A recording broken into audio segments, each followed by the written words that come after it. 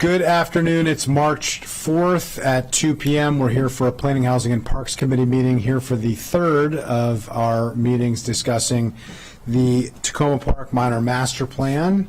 And with that, let me turn it over first to Council staff and Ms. Dunn to give us an overview of what we're going to be discussing today and what we've discussed up to this point. And then we can turn it over to colleagues in planning and as well as your colleague on council staff to walk us through the packet as appropriate. Great, thank you. Good afternoon. So this is the third work session we're having on the Tacoma Park Minor Master Plan Amendment. We've covered the plan-wide recommendations for this plan, and we've covered the first two of three districts for which there are land use and zoning recommendations in the plan. We've covered the municipal district, and we've covered the Maple Avenue district. Today, we're going to cover the land use and zoning recommendations for the Flower Avenue district. In addition to that, we'll be looking at plan implementation recommendations, the climate assessment report, and the fiscal impact statement. And then finally, there are a handful of follow-up items. Some of them were items that were requested by the committee in the earlier discussions. And some are further information that's come in while we've been meeting. So we'll get to those after we get through the packet that's the body of the staff report for the remainder of the plan. Great. With that, I can get started? Yep. Please. Awesome. Okay, so as I mentioned, we're starting with the Flower Avenue district, and on the second page of the staff report, you'll see that, again, I've produced the map that shows the relationship of the other three districts to the Flower Avenue district, and a little bit of background information on what is the Flower Avenue district. It's home to the Washington Adventist University and the former Washington Adventist Hospital. It also contains the Sligo Seventh-day Adventist Church and what we call the Erie Retail Center cluster. In addition, there are some single-unit homes and some multi-unit housing there as well. The Washington Adventist campus is 42 acres in size, and it borders both sides of Flower Avenue between Carroll and Maplewood. On three sides, it is bound by these residential neighborhoods with a mix of housing types, and on its fourth side is bound by Sligo Creek Valley Park. Turning to page 3 of the staff report, you'll see there's quite a zoomed-in picture of what the properties are that are going to be recommended for land use and zoning within the Flower Avenue district. They are zoning sites 23 through 33 of the plan. And the first site that we'll consider and talk about today is site 23, which is currently occupied by the Washington Adventist University buildings and the former Washington Adventist Hospital. You'll have in the staff report all of the recommendations for this area for each of these properties on page 4 and most of page 5, but we'll turn to page 5 because this is where we'll get into conversation about any testimony we received or any conversation we expect to have with the committee on these properties or these recommendations. So the first one is Site 23, and the council received testimony first from several residents expressing support for the redevelopment of the former Washington Adventist Hospital site. In addition, the council received testimony from Mr. Klein, the Executive Director of Corporate Real Estate for Adventist Healthcare, and Dr. Spence, President of Washington Adventist University, both requesting consideration of a handful of edits to some of the existing recommendations. And then lastly, the council received a letter from the county executive that included a suggested change with respect to the zoning of this site. We will cover all these things. Under the recommendation for Site 23, sub-bullets 3 and 4 both include text that refer to include a primary central open space with respect to the university property. And the testimony from Mr. Klein and Dr. Spence includes a concern that the reference to public space may make the community feel as if the space is always available to the public at any time, while it is private property. Initially, as you'll see at the bottom of page 5, council staff suggested that the word public space could be changed to publicly accessible open space. And then in response to that, if you go to the very last page of the addendum, I will not be jumping around too much, but in this one case I do. The last page of the addendum, we did receive additional correspondence in reference to this recommendation, again from Mr. Klein and Dr. Spence, expressing an additional concern that again, using publicly accessible may still involve some expectation of use to the privately owned commons in this area.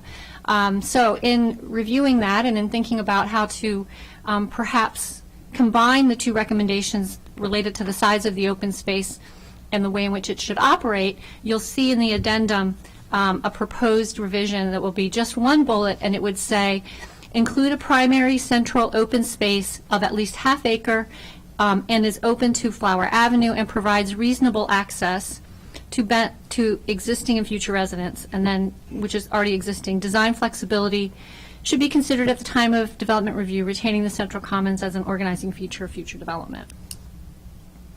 If you have any questions about this? Yeah, I appreciate it. Well, thank you. There have been a number of iterations here. I will just say, I think everybody is trying to find the language to address generally the same issue, which is this has been a benefited area for a broad part of the community for many years. The anticipation is that the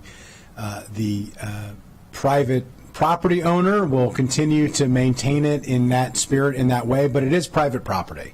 And we have to be respectful of that, and there are sensitivities, particularly for academic institutions and religious institutions, in this case, a religious academic institution, where being able to protect their ability to freely exercise their educational needs and their religious observance is important, and to be able to find that appropriate balance. So I appreciate the original staff adjustment. I think was closer to, but not quite there. I think the current one is even better that has been presented here. You know, I think the do no harm is really what we should be operating under. We don't want to put ourselves in a position, however well intended, to put forward language that could create issues, so making sure that we're doing no harm. But with that, let me turn it over first to Councilmember Jawanda. Thank you. Yes, I appreciate that. I think I mentioned this to some colleagues, but, you know, Site 23 is, I spent a lot of time on Site 23. 3 of my 4 children were born at Washington Adventist Hospital, so many, many hours. And also just in and around the community. It's a great campus as well. And I really had appreciated the university president coming to testify, and the work that staff and planning have done with them, and the back and forth. And I also agree that this, I think, strikes a good balance of maintaining their institutional integrity to use that space, but also saying that it's public and has that use as well. So really appreciate it, and thank you. Did planning want to say something? Let's hear from planning. Yeah, just agree with it. So Elza Heisel McCoy, Chief Dunn County Planning, for the record. I think the one suggestion we would make is to insert the word public between reasonable and access. This is a 40-acre site. They're going to have a 10% public open space requirement. So the rough math is about 4 acres. And I think there was a lot of support for that central commons being the organizing feature. So it is, the language says to existing and future residents, but I think reasonable community access is also something that I think should be understood. This is I was going to suggest community rather than public access, because I think it means slightly different things. But I think what we really want here is community access point. I think there's a commitment from the entity that is their intention, but to suggest public, full public use with full public access at all times under all circumstances is probably a bridge beyond what they are comfortable with, understandably, given the use. So I think if we add community there, I think that would address the issue. Okay, so without objection, we will take up the friendly amended planning adding of community to the staff amended amendment to reflect the language here. Great. Thank you. All right, so we're moving back to the staff report, and we are on the top of page 6. Another recommendation, again, related to this property for Site 23, Subbullet 9 includes text that says dedicate right-of-way on the north side of Carroll Avenue along a portion of the site frontage as needed to accommodate an SHA project to realign Carroll Avenue up to a maximum of 50 feet. Again, Mr. Klein and Dr. Spence have requested a slight modification to that text. You'll see that at the top of page 6. I'll turn it over to Mr. Kenny. Yeah, this is a an amendment that was requested to comply with what SHA is looking to do on the property. Council staff does not object to this. Great. Planning? Sorry, with just a small modification to provide technical clarity, to add 50 feet from the center line, to avoid confusion with 50 feet for the entire right-of-way. Okay, with that slight adjustment, yep, let me, before we vote on this, turn it to the District Councilmember Vice President Stewart. Thank you. I just want to say thank you for the center line piece. This is actually one of the things that I was struggling a bit with, because this intersection is so difficult and has been one that has been really difficult. And I know State Highway is moving forward, but I just want to say I appreciate, Mr. Heisel, I appreciate the clarity here. From somebody who knows a thing or two about state highway right-of-way and lay-bys in this particular part of the county and the region, Vice President Stewart, I appreciate that. So with that adjustment, without objection, we'll take that and appreciate the collaborative nature here between planning and council staff and working through these issues. With that, let's continue. Great, thank you. Okay, so the next recommendation with respect to 23 has to do with zoning. And the Planning Board's recommended zoning for this site is a CR of total density of 1.25, the C of 1.25, residential of 1.25, and a height of 120 feet. In the letter received from the county executive, there's a recommendation that the site be zoned CRT instead of CR with a maximum of height of 70 feet. In reading the language related to this site, you will see that the Planning Board draft does recognize the importance of neighborhood compatibility, where the plan states that the maximum building height on the Adventist site should transition from a maximum height for buildings that front on Flower Avenue of 70 feet for a horizontal distance of 20 feet and along Maplewood Avenue. The maximum building height would conform to the compatibility requirements of the zoning ordinance. If you recall that CR properties must conform to a height compatibility standard, especially when they abut residential properties. So in light of that, it seems that the height should not necessarily be reduced. It will definitely reduce the amount of redevelopment potential on the site. But for a second, I want to go back and talk about the zoning category. The site is recommended for CR zoning. And with CR zoning, the standard method on which you can develop, not requiring a sketch plan, not requiring public benefits, is a 0.5 FAR. If you change to a CRT zoning, then the standard method development can go up to a 1. Which would, again, up to a 1 FAR, you would not require public benefits, you wouldn't require a sketch plan, and that's much closer to the 1.25 that's being awarded to the site in total. So there's a higher chance properties could come in this area and not provide any public benefits and not go through optional method where the Planning Board would provide a review of this property. In addition to that, the requirements for public benefits are very different for CRT and CR properties. For the same amount of density at a 1.25, a CRT property would only require 25 public benefit points. CR requires 50. So this has really been planning staff's ability to look at this very large potential redevelopment and say we want to ensure that we get some public benefits for the community in return. So CR is the appropriate category here to do that. And as I've already mentioned about the height, seems that the compatibility protections for height and the language in the code or in the plan related to Flower Avenue and the 70 feet along Flower is in line with being protective of this property. So I will pause there for questions. Let me, okay. All right. Well, it sounds like there's consensus here. Without objection, we'll accept that recommendation. The Planning Board's recommended to retain. Yep. Yes. Will do. Okay. So now we're on the middle of page 6 where it cites 30 and 33, and this is the Erie Center retail center that was mentioned earlier. And in the plan, it recommends changing the current zoning, which is CRT of 0.75, to a CRN with a 1 FAR. And the rationale for this is to allow for potential future development flexibility and to simplify the review process by not requiring a sketch plan. And just what I'll note is if you change from CRT to CRN, you not only change uses, but you do change the fact that CRN doesn't require, there is no optional method. The wrinkle here is that the CRT at 1 is also only standard method. Up to a 1 FAR, you're also standard method. So you're not really gaining anything by changing the category. And what you also end up with is a change in uses where you no longer allow a dry cleaners. And one of the businesses within that shopping center is a family-owned dry cleaners. So staff's just recommending that we retain the CRN category for these properties.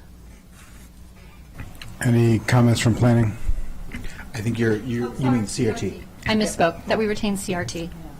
Okay, maintaining CRT. Planning has no objections.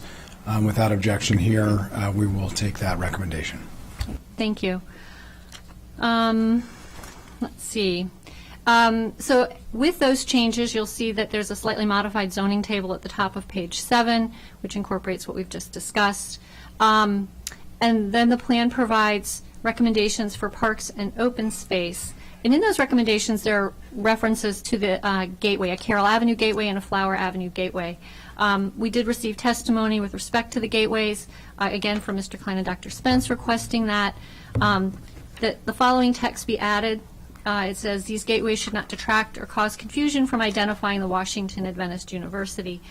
Staff has no problem with that statement being added. It could be added as its own bullet. It could just stand alone. No objection there. Let's add the language. And then there was a second point related to the gateways, and you'll see at the top of page 8, there was a suggestion to move the Flower Avenue related gateway, particularly because there's a desire to make sure that it doesn't conflict with any identifying signage for the university itself. And so the recommendation is to move it, relocate it to Flower and Erie Avenue rather than Flower and Maplewood.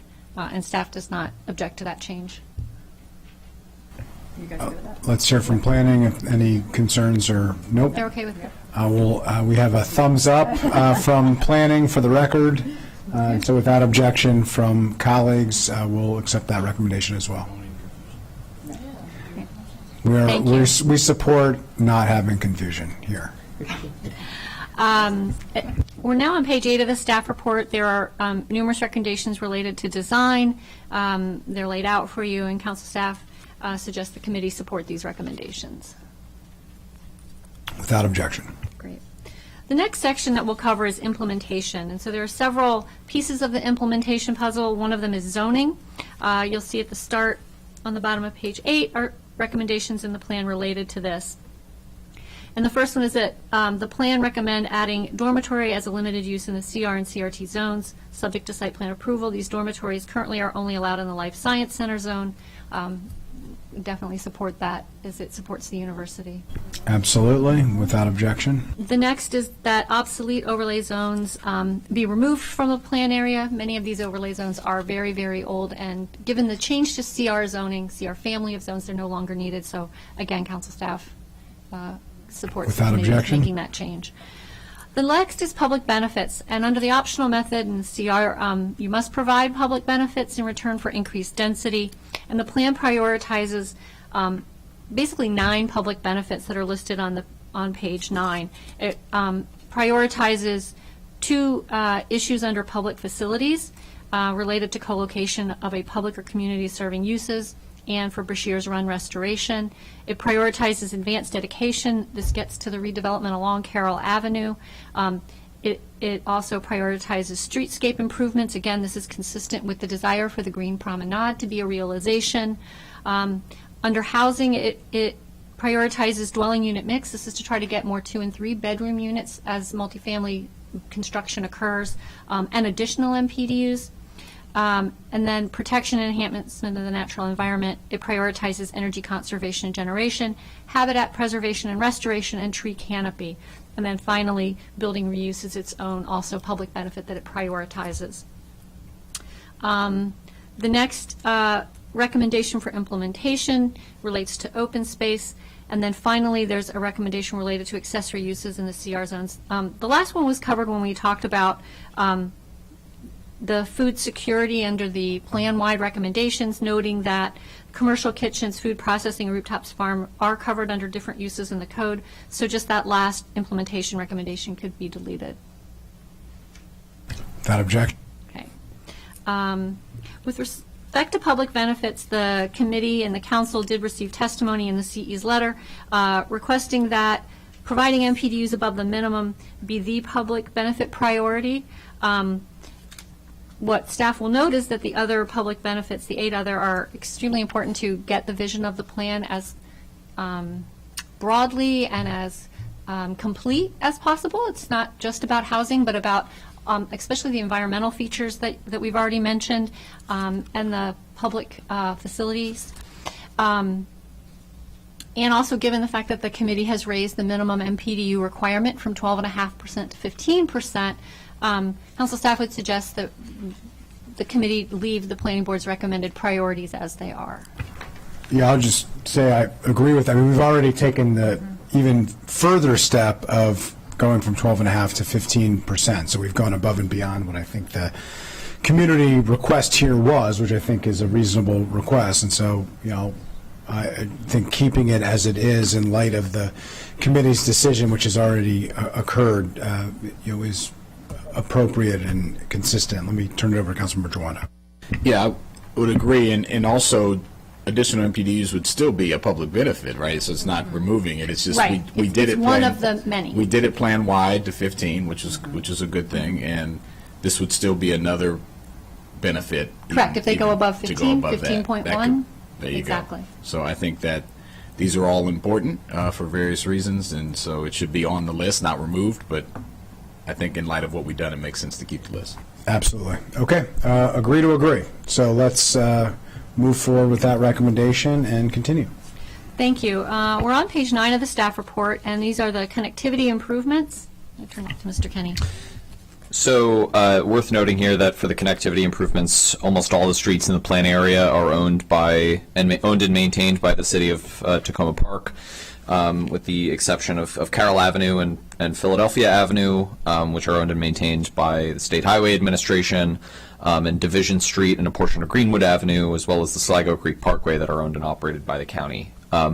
Keeping that in mind, the plan going through the plan's recommendation for connectivity on the Green Promenade, the section on Maple Avenue will be implemented as in the public right-of-way and on adjacent private property through frontage improvements via redevelopment projects and through other city initiatives. We talked about that sort of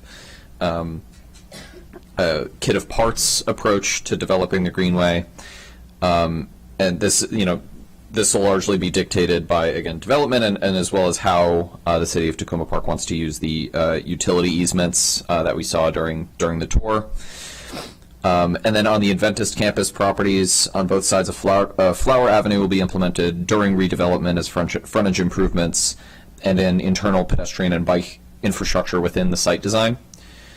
Sidewalk improvements will be implemented by the city of Tacoma Park through capital projects. Bicycle infrastructure will be implemented through frontage improvements required for development projects and through the city or Parks Department capital projects as appropriate. Realignment of Carroll Avenue will of course be an SHA capital project as that is their road. Micromobility enhancements will be implemented as recommended through private development and or city and capital projects, sensing a pattern here. And future replacement of the Maple Avenue Bridge over Sligo Creek will be implemented jointly by the City and Parks Department through a capital project.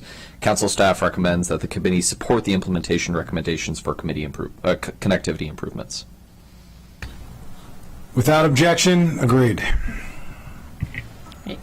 Thank you. We're now moving along. Capital Improvements Program is a section within the code, and in it outlines the capital improvements that many of the recommendations in the plan rely. In a minute, we'll be talking about the fiscal impact statement based on the capital improvements listed in the plan. Following the capital improvement section, there's a section on the climate assessment report. The assessment report was conducted in accordance with the climate assessment recommendations for master plans and zoning text amendments in Montgomery County. It was prepared by ICF International. It offers an approach based on available data and utilized for conducting a climate assessment either for our master plan or for proposed zoning text amendment. The model assesses emissions from 4 categories: building embodied emissions, building energy emissions, building waste emissions, and transportation emissions. For each category, the assessment uses the number of buildings or units, the types of buildings, and the total commercial square footage.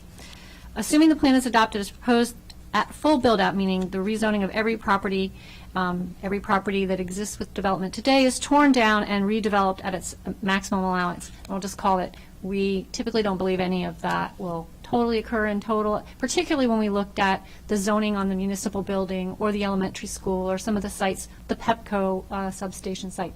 But nonetheless, it took the extreme 100% redevelopment, everything tore down, built to the maximum. The model projects an overall increase in greenhouse gas emissions of approximately 78% by the year 2045. However, it is noteworthy to call out that while the model projects an overall increase in greenhouse gas emissions at full build-out, the per capita greenhouse gas emissions are projected to be reduced in all 4 of the emission categories that were measured. It is particularly important to also note that any new or change in development that will lead to an additional in greenhouse gas emissions. Redevelopment in an urbanized area, however, can also reduce sprawl, concentrate development where infrastructure exists, and helps that we also have very strong environmental building and energy standard in our code, which will now be implemented in the future along with stormwater management.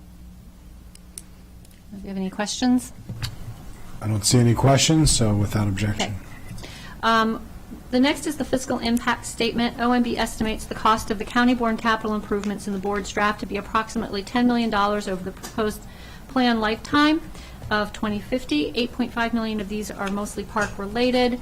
And as you've just heard when we talked about the implementation, many of these things will be shared with the City of Tacoma Park because many of them are things that they oversee or that they own the capital infrastructure for to begin with, like the roadways.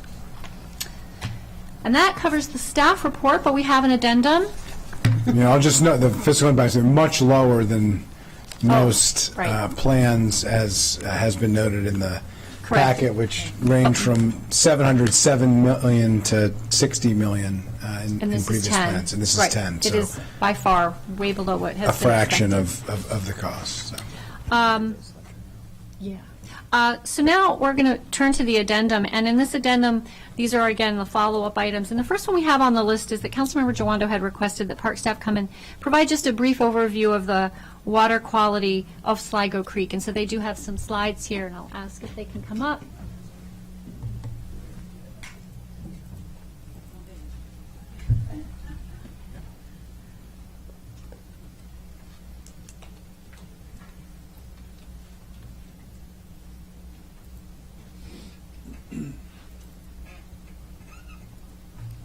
There we go.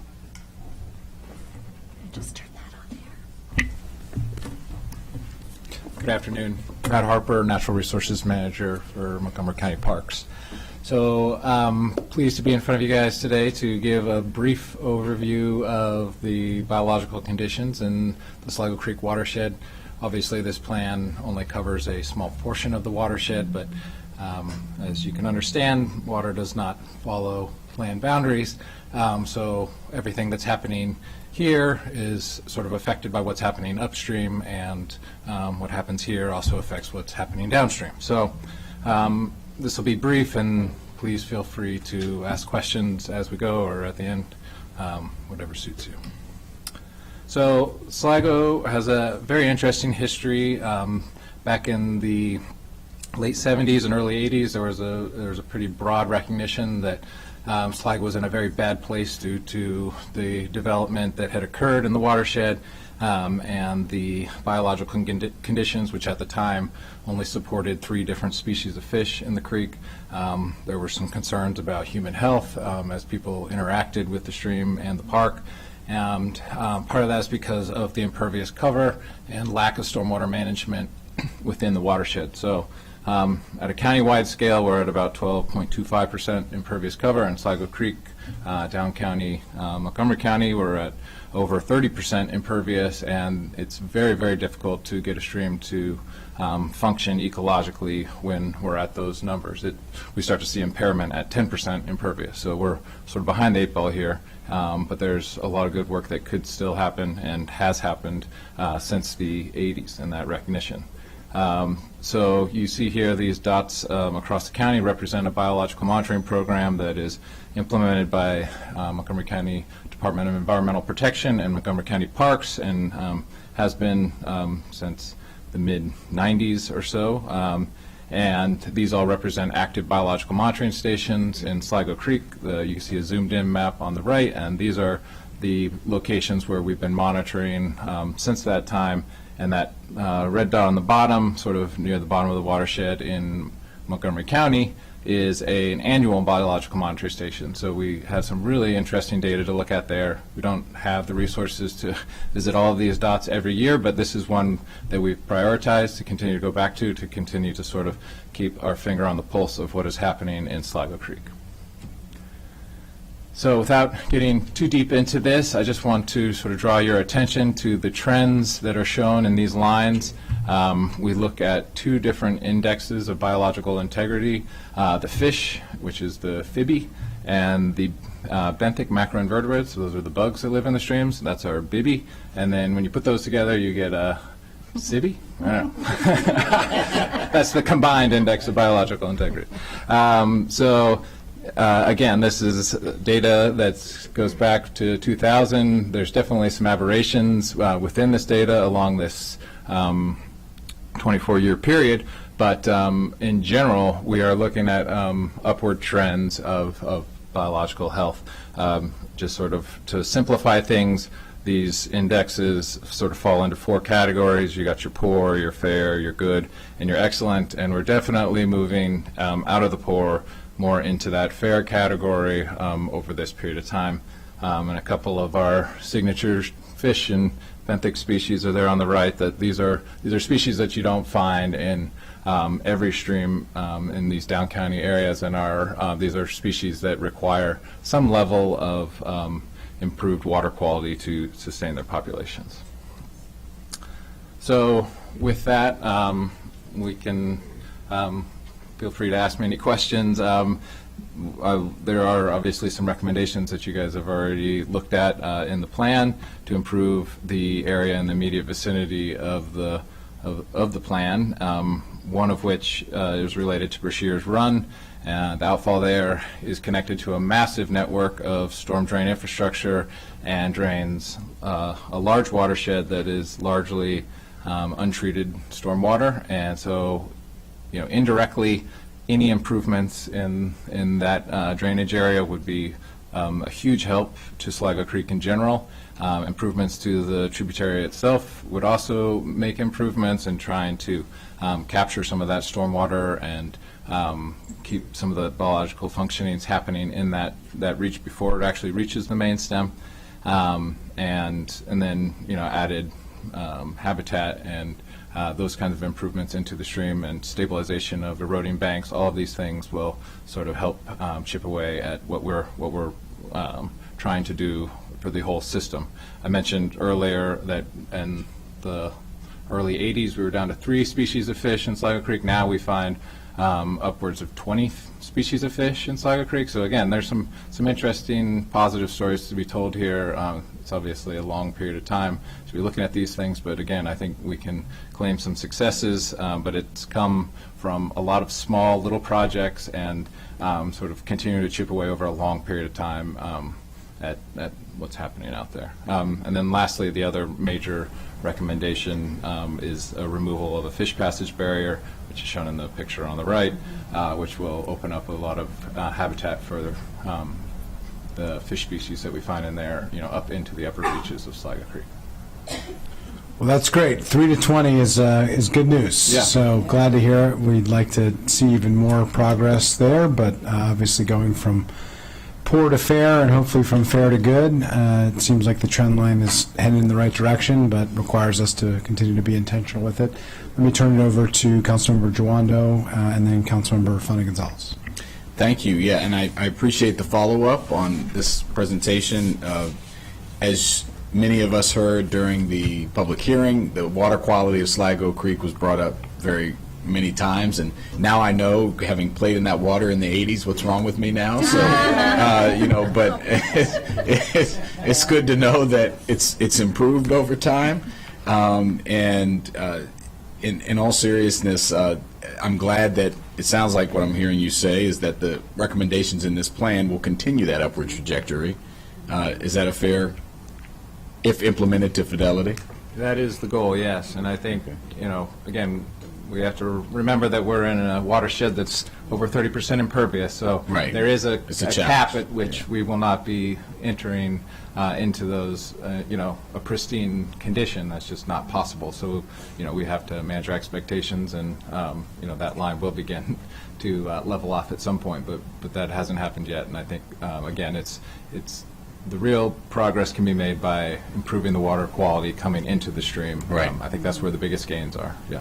Of course, that makes total sense, but it's good to know it's in a better state now than it has been, and that even with this plan, as it develops over the next several decades, we have some tools to keep that trend line going in the right direction, and safe for the community members that are playing in and around and using the stream, and also the 20 types of fish. And Councilmembers, Vice President Stewart and I were saying, is that bottom one that was on the last slide, is that good to have in there? I guess it is, but despite Yeah. what it looks like, Absolutely.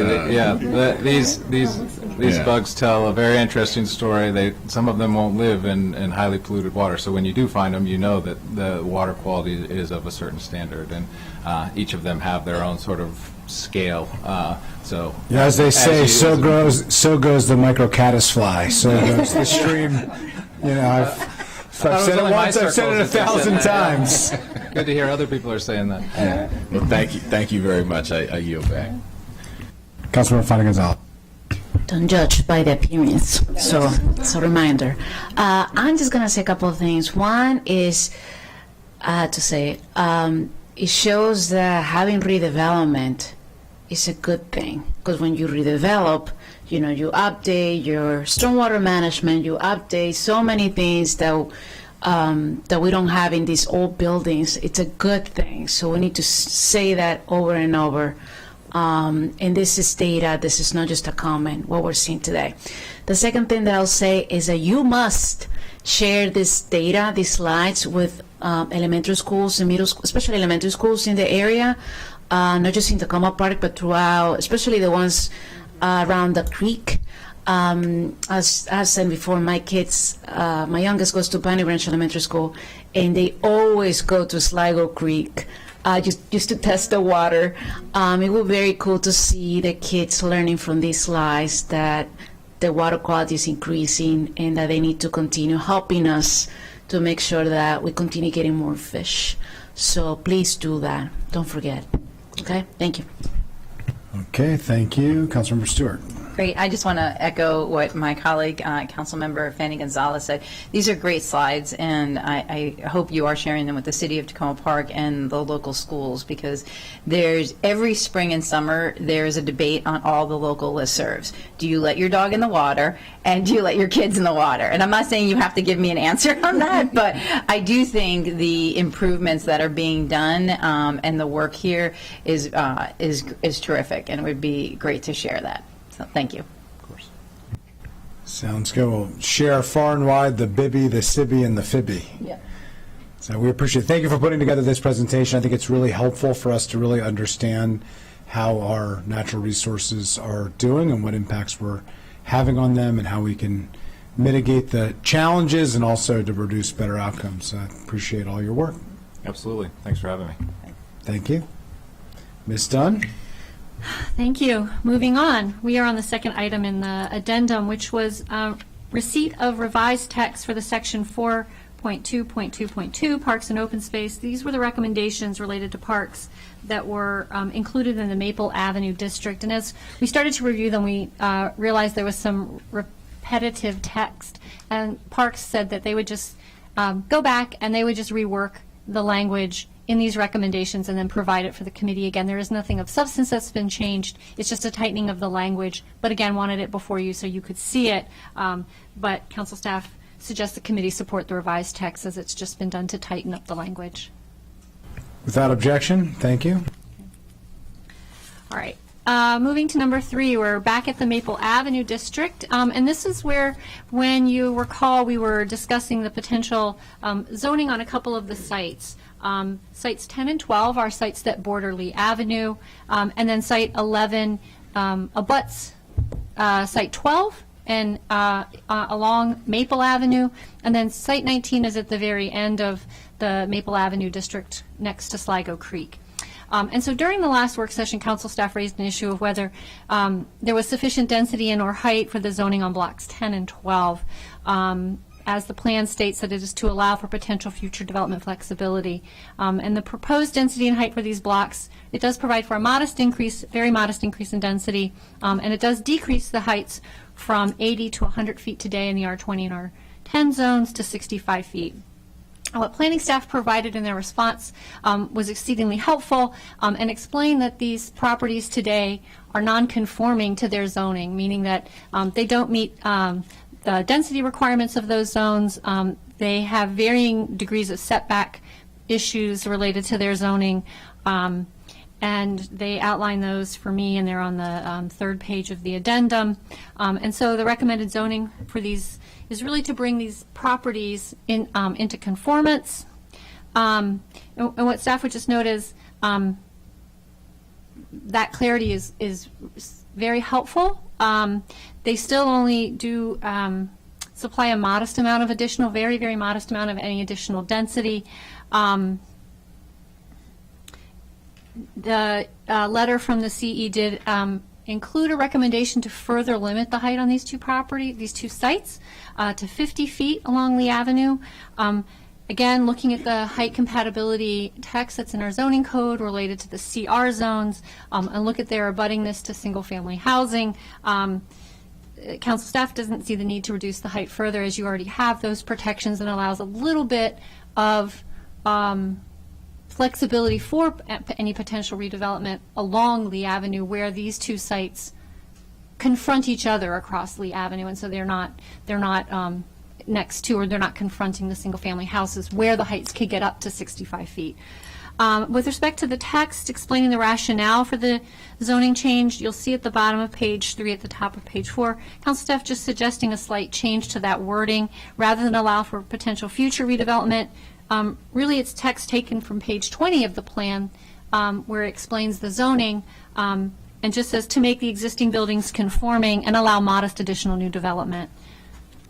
See if anybody has any questions on those before we go to sites 11 and 19. Unless planning has any comments, we'll take without objection. Great. Okay, so we'll do that. On site 11 and 19, again, we had discussed the potential for heights. On 11, again, you'll see there's an illustration that planning provided. It's in the middle of page 4. It does confront across Maple Avenue other properties, larger properties that are recommended for 150 feet in height. Again, it does abut the properties we've just discussed on Lee Avenue that are 65 feet in height. Council staff would still suggest the height remain at, go to 120, just for compatibility with the abutting property. Don't feel strongly about it, and planning can weigh in. We'll discuss 19 in a minute. We'll do them separately. Yeah, Artie Harris, Planning Board Chair. The board still holds to its recommendation of 150 feet for site 11 as well as 19 that Ms. Dunn will discuss for a couple reasons. One is also because we've downgraded the sites, a couple of sites before it. The last time, we had originally recommended 450 feet for number 8 and 9, and it's down to 120. We feel that 11 should be 150 because across is 13 is 150. We feel that's now the gateway, and so we are recommending that we keep site 11 as 150 maximum height. Okay, 15 story. Okay, which is Okay. Any comments from colleagues? Councilmember Jawanda? Yeah, just, Ms. Dunn, if you could explain, I'm refreshing my memory, I remember talking about this, but you're saying the 120 would, so we're talking about 30 feet difference here. Yes. Which is not insignificant, you No. know, but There's the... 3 stories. Yeah, 3 stories, right? So the reason that you suggested 120 again is for to have it conform to the abutting zones, or what was the... It is the relationship to the abutting zones, Yeah. right? So if you look at the illustration on What page are you on here? 4, Okay. the hatched out box would be, that's 120. Oh, So the hatched out box on the upper part of the illustration is 120. The green next to it is the 150. Okay, but you'll see behind the ones that are illustrated, the zone, we just discussed that the zoning would be capped at 65 feet. So there's kind of two issues. I hear the chair, the reason they want 150 is that they see that across Maple Avenue, heights that are equivalent give the presence of a gateway. Council staff was looking at the compatibility of what that is makes right sense. beside. Okay. So Well, that's the I think choice. I agree with you, and I think, so support the staying at the 120. I agree as well with the staff, with council staff. Okay. I was going to go with planning here on 150. But we can do that as a 2-to-1. I agree with planning on this one. It's not insignificant. It's not existential. It's a question really of, confronting versus, like the back end of the property or the front end of the property of what you're more focused on. But I'll support planning on this one. It'll be 2-to-1. Good thing is it'll be significantly higher than what's there now. Yeah. Either way, it's a win. I agree. I agree with that. Yeah. Appreciate that. Thank you. All right, and now we'll look at Site 19 again. Planning staff did a great job in their reply, and they provided the photograph that you'll see at the top of page 5, along with illustrations and an explanation. Council staff had suggested that potentially this property today is very lightly developed, very low density, that the height here be 120 as well, entering this portion of from the back end, the district. But planning's recommendation is for the 150, and the reason being that there is sufficient tree buffer between it and any single-family housing, and that the height compatibility envelope through the zoning code height compatibility exists and could still accommodate the higher height within that envelope. So council staff no longer thinks 120 has to be the height at this location. Let me turn it over to Councilmember Fani Gonzalez. I agree with planning on this one. Yeah, so.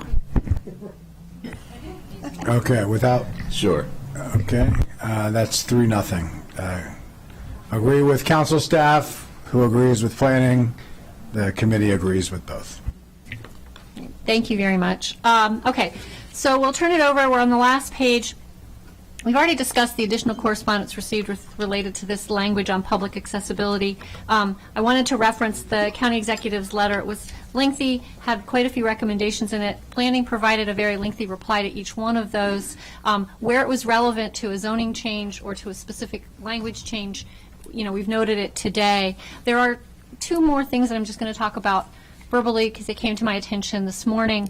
And one was, when we did the plan-wide recommendations related to no net loss of affordable housing, we got into a discussion about a proposed recommendation. I'm going to read the recommendation. It was, preserve existing, naturally occurring and regulated affordable housing where possible, striving for no net loss of affordable housing in the event of redevelopment.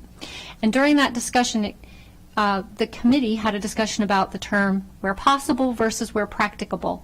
And I had forgotten that the committee had asked planning, can you come back with just some more information? What does it mean to the extent practicable? And so planning has provided language that is as follows, and it says, to determine the practicability of no net loss of affordable housing for any proposed development, the plan recommends the planning staff work with the County Department of Housing and Community Affairs and the City of Tacoma Park to develop a standard/policy for planning board approval that takes into account relevant factors, including but not limited to the number of dwelling units existing and proposed, percentage of MPDUs above the minimum, current and proposed affordability levels, and unit type and size, including the number of bedrooms.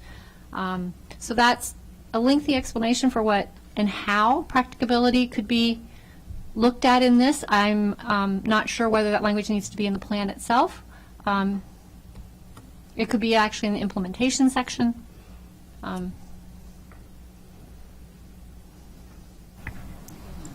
If you are satisfied with that, you would change the language from where possible to where practicable.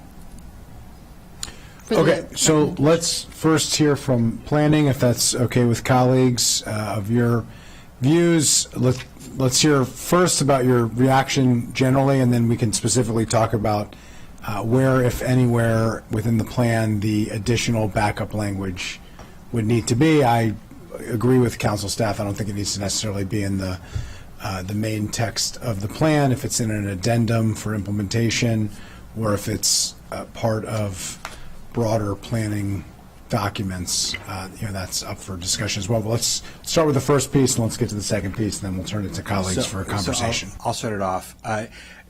So I think the board would need to come up with this standard anyway when there's a development application in the Maple Avenue district.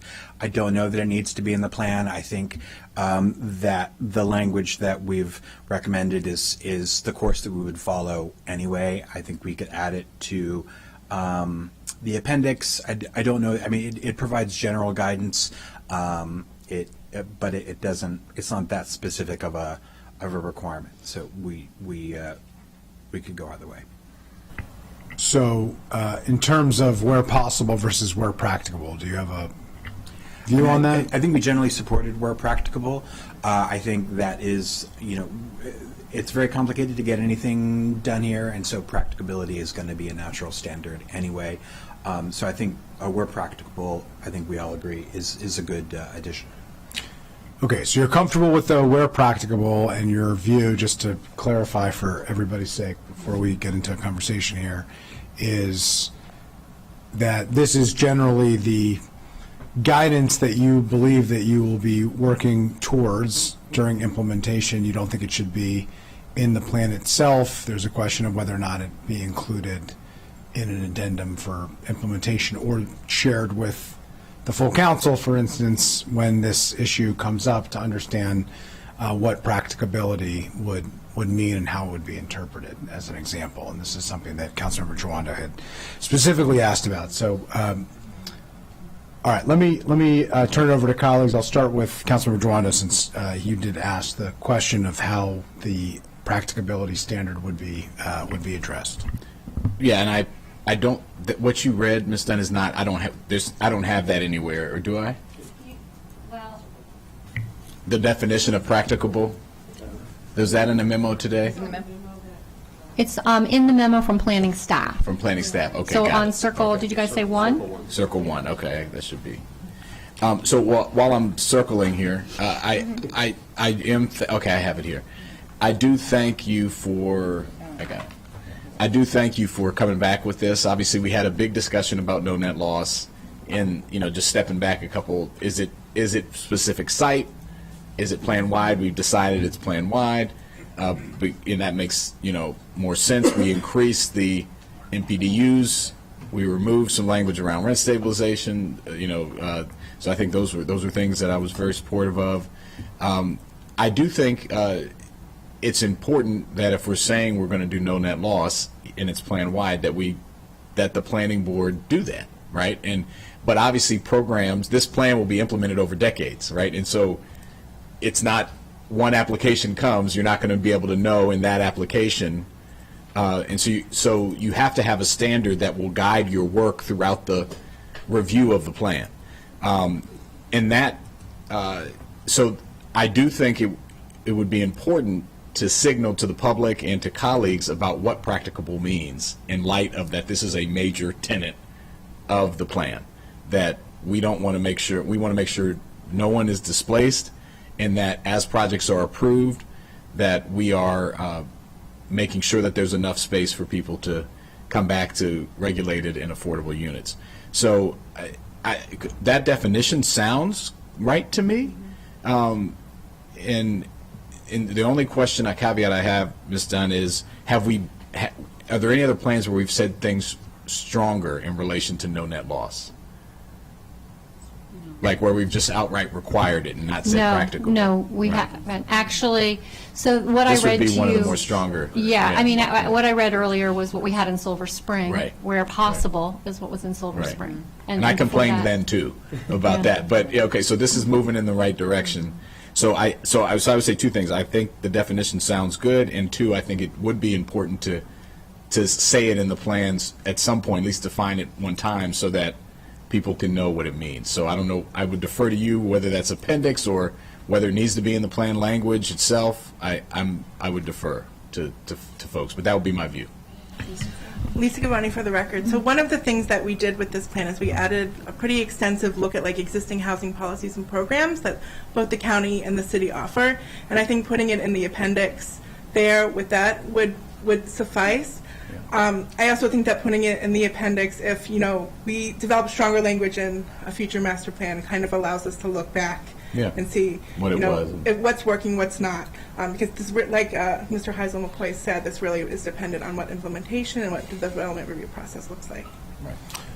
Okay, so then I think I'm fine with that, assuming that's what my colleagues agree with. Yeah, I'd be comfortable putting in the appendix if we were going to include it. I think that's the appropriate place to include it with the other housing language. Agreed by our other colleague on the committee. Did our district council member have I want to say a thank comment? you to Ms. Gavoni for that point. I think you're exactly right, because I think throughout all of this, and I believe planning has done this and our council staff as well, is to remember there is a municipality here. And they're not at the table today, so I think as we're deciding things, as important as the definition of terms and how we're going to move forward, it's helpful to memorialize that in the final document. So I agree with you, and thank you.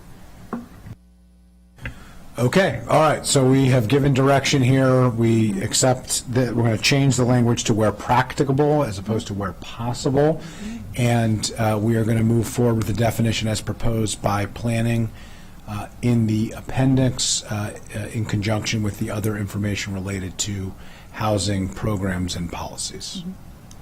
Great. Great, thank you. Okay, you have one last item, which is that planning submitted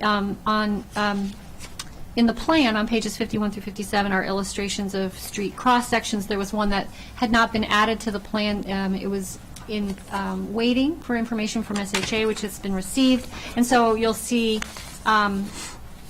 in the planning's response, Circle 7, is that illustration that will go into the plan for the SHA cross-section on Carroll Avenue. And that's it. Okay, great. So no objections. This is just a clarification to add as included in the same memo we were just discussing from planning staff on Circle 7. Pardon? Yeah, I have it right here. Okay. Committee agrees to that. Any other items that you have left out? I don't think so. No, that covers it for me. I will write up all of the recommendations from committee for the full council. Great, sure. Let me turn it over to Councilmember Fani Gonzalez. Very quickly, and I feel like I had to say it just because of all the emails that we have received. This minor master plan, if you read the whole thing, has racial equity and justice throughout the whole packet. And I was on the planning board for over 7 years, and I have never, and people will not believe it because, some people will not believe it. But I know that this plan in particular has uplifted our commitment to racial justice more than any other plan. And for that, I am proud. So that's it. Thank you. Thank you. Let me allow the final word here on this agenda item to Vice President Stewart, the district council member. Great. I just want to say thank you to the planning staff and our planning board chair and Ms. Dunn for all the work on this, as well as, even though that here, the city of Tacoma Park, knowing all the work that they put into this. I was glad to start this when I was mayor, and I'm glad to be here, and I want to thank my colleagues on PHP for all their diligent work on this as well. Thank you. Appreciate that. Thank you to everybody involved. We will take a vote now to advance this to the full council as amended. All those in favor, please raise your hand. That's 3 votes and enthusiastic support from the district council member without a vote here, but a very strong vote at the full council. And with that, we have moved this forward to the full council. We'll be taking it up at the appropriate time. Appreciate everybody's work and efforts. And we are now finished this item unless planning has any I just wanted comments. to thank to thank the committee and, as Councilmember Struis said, thank the city for their partnership. It's been a great experience, and we're very pleased to move it forward to the next step. Great. Okay, we're going to move on now to our next item on the Planning, Housing, and Parks Committee. This is the Capital Improvements Program for Recreation. We'll call up our colleagues in Department of Recreation, Office of Management and Budget, and Department of General Services to please join us at the table, and Ms. Yao to join us here as well. As noted, we took up the Western County Recreation Center as a joint committee earlier, given the services intended to be provided from that facility and the close collaboration and coordination with the Department of Health and Human Services along with the Department of Recreation. Now we're going to be taking up the balance of the Department of Recreation's request along with the Department of General Services. And when ready, I will turn it over to council staff, to Ms. Yao, and I will try to drag this out a little longer so she can gather her things, slowing my language down slightly with gratitude for everybody who's joined us at the table. And as she moves forward, it looks like she's now ready, and let me call on Ms. Yao. Okay. Okay. For the fiscal year 25 to 30 period, the executive recommends a total of 14 recreation projects totaling $154.3 million in the recreation CIP. It's an increase of $21.8 million or 16.4% from the amended program. The increase is primarily due to new projects including the Western County Recreation Center, recreation facility asset replacement, recreation facilities playground replacement projects, cost escalation for the recreation facilities refurbishment projects, a new cost estimate for the Holiday Park Net Zero initiative, and it's offset by the completion of the Silver Spring Recreation and Aquatic Center, as well as savings from the Wall Park Garage and Parks improvements. On the table on pages 2 to 3 of your packet shows the recommended CIP projects to be reviewed by the committee with recommended project and 6-year CIP period totals. Then following down in the packet, there on page 3 is a table that shows the operating budget impact. It shows the net anticipated operating budget impact as reported by the executive for the Holiday Park Net Zero project, the KSAC building envelope improvement, and the Silver Spring Recreation and Aquatic Center. The facility planning and facility site selection MCG projects list a few well, actually, the facility planning MCGs lists 3 projects: the Bethesda Regional Recreation Center, Clarksburg Regional Recreation Center, and then the Poolsville Community Facility. And the site selection does not show, but the PDF for the Western County Recreation Center indicates that will be in site selection in fiscal year 25. The council received testimony from Tina Juan Sherman, who's with the county's Montgomery County Sports Advisory Committee, and Melanie Stickle from the Countywide Recreation and Parks Advisory Board that supported recommendation of the executive's recommended CIP. So the first project for the committee's review is the Martin Luther King Jr. Indoor Swim Center renovation project. The PDF is at circles 16 through 18 of your packet. The recommended total for the project is $16.48 million. The total 6-year amount is $6.83 million. The recommended funding source is GeoBonds. The fiscal year 25 appropriation request is $422,000 with an estimated fiscal year 24 appropriation request of $2.586 million. The cost change from the approved fiscal year 23 to 28 project is $2.82 million. This project provides for upgrades and replacement of the building systems to ensure that the facility continues to be operational. Work that has already been completed includes replacement of critical systems such as HVAC, electrical, pool filtration, fire alarm, and mass evacuation systems, and roof replacement. Work that remains includes the replacement of underground drainage and pool deck to make the pool compliant with the Americans with Disabilities Act. The remaining work requires the facility to be closed.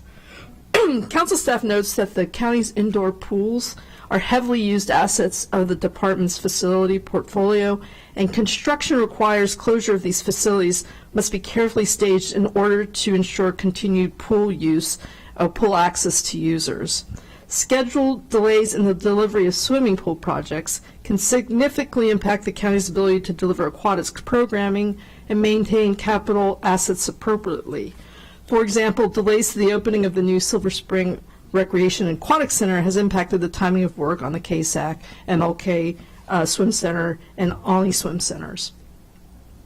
Currently, information is lacking about how much time is needed to close MLK and KSAC, and what the latest schedule for closure is, and where Olney Swim Center fits in with the overall plan. This information is important to the council's appropriation decisions and ability to respond to constituent concerns, and should be provided before the council signs off on the projects.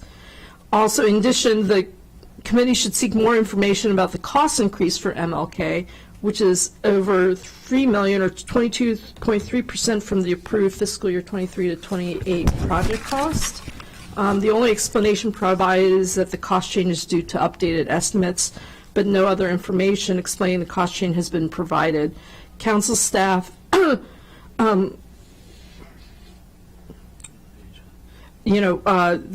committee may be interested in understanding the particular conditions at MLK, or whether it's general industry factors that contributes to this level of increase.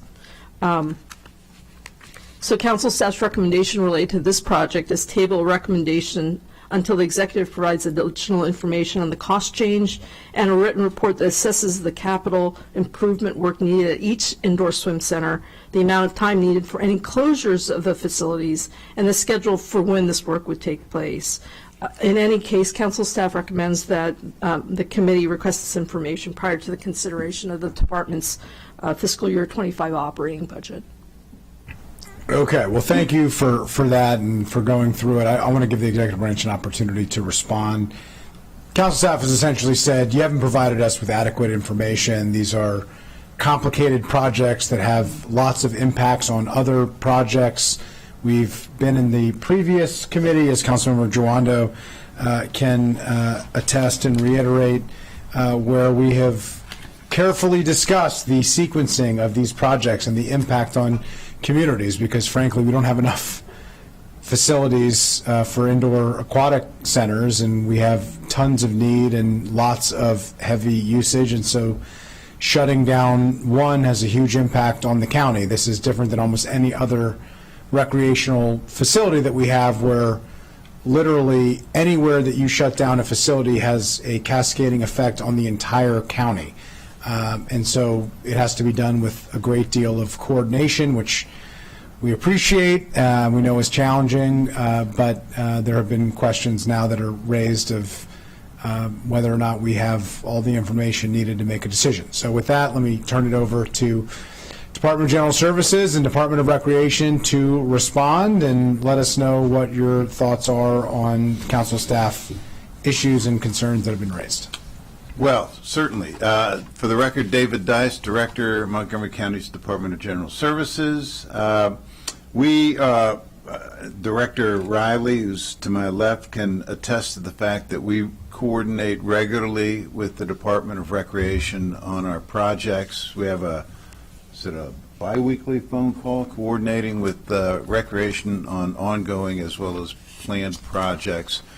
And we are as acutely aware as the council, certainly as the Recreation Department, as to the necessity of coordinating this work. You have before you in this packet also the Kennedy Shriver Aquatic Center. So we've got 2 indoor aquatic centers. We just opened one, and a testament to our coordination is that we needed to finish the Silver Spring project before we were to do work on any other of their indoor facilities. So we do coordinate these things regularly. As to the cost increases, this was an estimate from the start. It's at least 3 years old, and costs have in fact gone up. The details of the work with the deck drainage system as well as other ADA work. As you recall, if you do recall, we did extensive work in the indoor pool, locker rooms, and elsewhere in MLK, as well as outdoor work about 3 or 4 years ago, I think it was. Turned out it was a daunting project, but a testament to the fact that you don't always know everything until you start opening things up. So the estimate that was adjusted was primarily due to what we believe was an underestimate originally, as well as market factors regarding construction costs and materials. So I don't know what other details council staff is seeking, but we can certainly provide the details of whatever estimate we have if they lack that. I'd love to turn it back to council staff to respond for the additional information and input, that we haven't received. I will say, it is very hard for us to respond, generally, and you've been around a long time, Director Dice, so you know better than any of us here, since you predate all of us and have done more projects than I can even count. We generally are making decisions in response to information that is received in writing prior to the meetings that we have that can be included in the packet. It's important for the public to be able to consume that information and understand it, for the stakeholders that are involved. It is hard to, make decisions on the fly. I will say I think that is part of what I'm hearing from council staff. I want her to clarify, and then if it's okay with colleagues, to allow her to respond to that, and then we'll turn it over for discussion. But let me turn it back to Ms. Yao and explain what that you've heard, if that answers the questions that you have addressed, and whether the verbal response versus written response is adequate for the purposes of our efforts here from your perspective.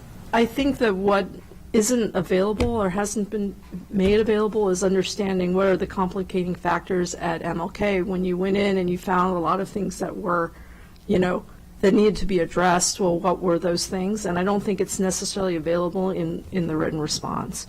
And so it would be helpful to understand what of those things caused the increase so much. I mean, again, if you're looking at the increase at the KSAC project, it's a fraction, it's much lower fraction or percentage of the overall cost than what MLK is. And so I guess, understanding what made it a little bit more complicated would, I think, be helpful for them. I think she's asking you to show your work. To borrow a phrase from the Education and Culture Committee Chair's general framework. But it's one thing to say there are cost overruns. We see that a lot, but not all cost overruns are created equally. Proportionally, they're not all created equally, and the reason for them is it just general costs have gone up? Is it delays that add to cost over time? Is it, we went in under the hood and, we saw what was in there, and it turns out we had to remediate asbestos and mold and other things that we weren't anticipating and didn't expect. I mean, I think that is the level of detail that I'm hearing from council staff that she thinks that we should have before making decisions and finalizing those decisions. I will note we do have time. We don't approve the capital budget until we approve the operating budget, and these things do relate to one another. So there is time here. Yeah, honestly, there's no objection. I don't know what council staff was provided. I know that we come up with estimates based upon real information or all the information that we possess, and we're more than happy to share whatever it was that arrived at the numbers that we projected. We're not going to come up with even a number as broad as $3 million without something to back that up. So we're more than happy to provide that. I don't know what council staff was or was not provided, and we're happy to help. Well, I would expect that you would know what council staff was provided by the executive branch in your department. But let me turn it over to Councilmember Giolando and then to other council colleagues, and then we can see whether or not we agree with the council staff recommendation of moving forward, particularly on these indoor pool items.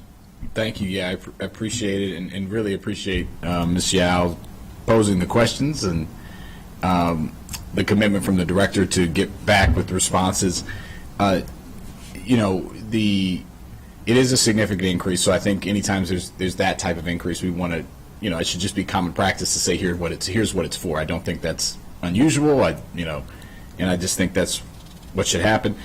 Also, the thing that I really want to lean in on is the schedule. I know you all are coordinating, but we had extensive conversations in Fed, I don't know, 4 years ago probably, what it was, to when MLK was closed for those other renovations that you mentioned. And, I just know I use this pool a lot. I had my kids at that pool a lot, and that had a significant impact not only on that White Oak community, but the larger Silver Spring community. And so while it's great we brought online the new swim center, and I know I'm sure that's part of the planning, as you mentioned, that will be able to take. It's still a little bit ways away from that East County facility. I would also want to know a little bit more on the timeline of KSAC, MLK, how you see it closing, how long you think it needs to close. We got a lot of complaints last time, as I'm sure you did, about MLK being closed for as long as it was. So that would be helpful to know. Yeah, I mean, we do work very closely. Robin Riley, Director for Department of Recreation. We work very closely with DGS in terms of the scheduling. And when we started the MLK project, we did start it during the summer months when we knew we had the outdoor pool as an option for the community as well. So we will still coordinate that effort to make sure that they're in alignment. Kennedy Shriver will close this June, the end of June, and will be closed for a significant time. So we're still trying to find that balance there as well. We know that will be a big impact to that North Bethesda Rockville community as well. And it will be closed probably 18 months to 2 years. So that's a big project. So we need to coordinate all of this work. I know the MLK project ran, and I'll be candid, when they got in, much as David decided or talked about, I remember vividly being in the locker rooms and seeing them hand trench to get to piping, because they can't bring equipment into a pool, like a backhoe can't go down. So it was very challenging and probably very expensive to do that scope of work. And when they go to do the ADA work up on the deck for slope, we know that they're going to run into old piping and run into issues there as well. So we just have to very much collaborate to offset the load to their other pools. And to that point, is there a timeline? Is there a piece of paper with a timeline or at least an outline? It sounds like no yet. Other than knowing Shriver is going to be 18 months to 2, you said 2 years. That's starting in June. Okay, so that's one bit of information. Outside of that, we don't know yet. Well, when it comes to a project like KSAC, Shriver, it's a relative wholesale project. Right. It's a shutdown, tear, gut, rebuild. So that's fairly easy to predict the schedule. As Robin mentioned, when we went into MLK, we thought we knew what we were going to run into, and then found that the extent of the sewer and drain system, I was in there, and they were hand trenching down to about 8 feet. That was a lot of work. And we know from work that we started but subsequently stopped at the Olney Swim Center is that the piping underneath the deck is completely corroded. Mm-hmm. And will have to be a wholesale replacement, which is an entire deck replacement, which is why we haven't done that one yet. Right. So we expect that there are some things that we know. I know that the ADA staff has done extensive work on the deck analysis at MLK. We are not fully aware of what the under the deck drain system will pose, and so we're going to build in some contingents in time to estimate the amount of that work. Everything that we do is always got that certain element of uncertainty for what we euphemistically called unseen site conditions. This is going to also come up when we, in the packet later, when we talk about the recreation refurbishment process. So I'll take a moment to explain our approach there, because it's significant. We ran into the same thing when we did the library refurbishment program. We found that the right thing to do was to go into a facility and do what we call a forensic analysis, because we want to minimize surprises, because surprises have an impact on time and money. And so we try to minimize those by knowing as much as we can about a facility before we go into it. That said, we can't know everything. So we do build in some of those cautionary schedules. No, I appreciate that, but to council staff's point, you did make an assumption in the money you requested in the CIP schedule that's in front of us. We did. So for MLK, you have 127,000 next year. Then you have $2,000,004 in 26 and $4,000,001 in 27. So is that when you're going to close it? Or same thing with Shriver. You have Shriver at 17 million in 26 and 9 million in 27, 2 million in 25. So I just think, I know it's not an exact science, but a little insight to what went into putting these numbers before us, and how you think that it could be a draft or an outline. It doesn't have. You know what I mean. I just think that's what we need. And I was just shown the response that was sent to council staff, and it was not detailed, and it was a bit too broad. So we will fix that and provide those details. When you're looking at an expenditure schedule on a PDF. Go ahead. When you're looking at an expenditure schedule on a PDF, that represents where the bulk of the time is going, and usually the larger amount spread over 2 years is the construction activity. Initially, it's design and permitting, and on the back end, it's the wrap-up of the project. So those 2 years, wherever they straddle, represent the bulk of the activity. And you'll see that with both KSAC as well as other major projects. Right. And so, again, back to my question of, that's why the way, if I were to assume that here, it looks like they're closed at the same time. I doubt you would do that. So, but the way the money's lined up, that's what it looks like. Yeah. So I just think, I appreciate you acknowledging that there wasn't a lot of clarity there, or as much specificity. It's just hard for us to, other than just saying trust us, which we do. But I don't think we'd be doing our job unless we kick the tires in the way we are. Honestly, it's a valid point, and we coordinated the staff. We're thinking just methodically and technically about when the project should start. And Robin and I were talking all the time. We absolutely are not going to start the KSAC project, and my requirement was not until Silver Spring is open and operating for at least 3 months to make sure everything's okay.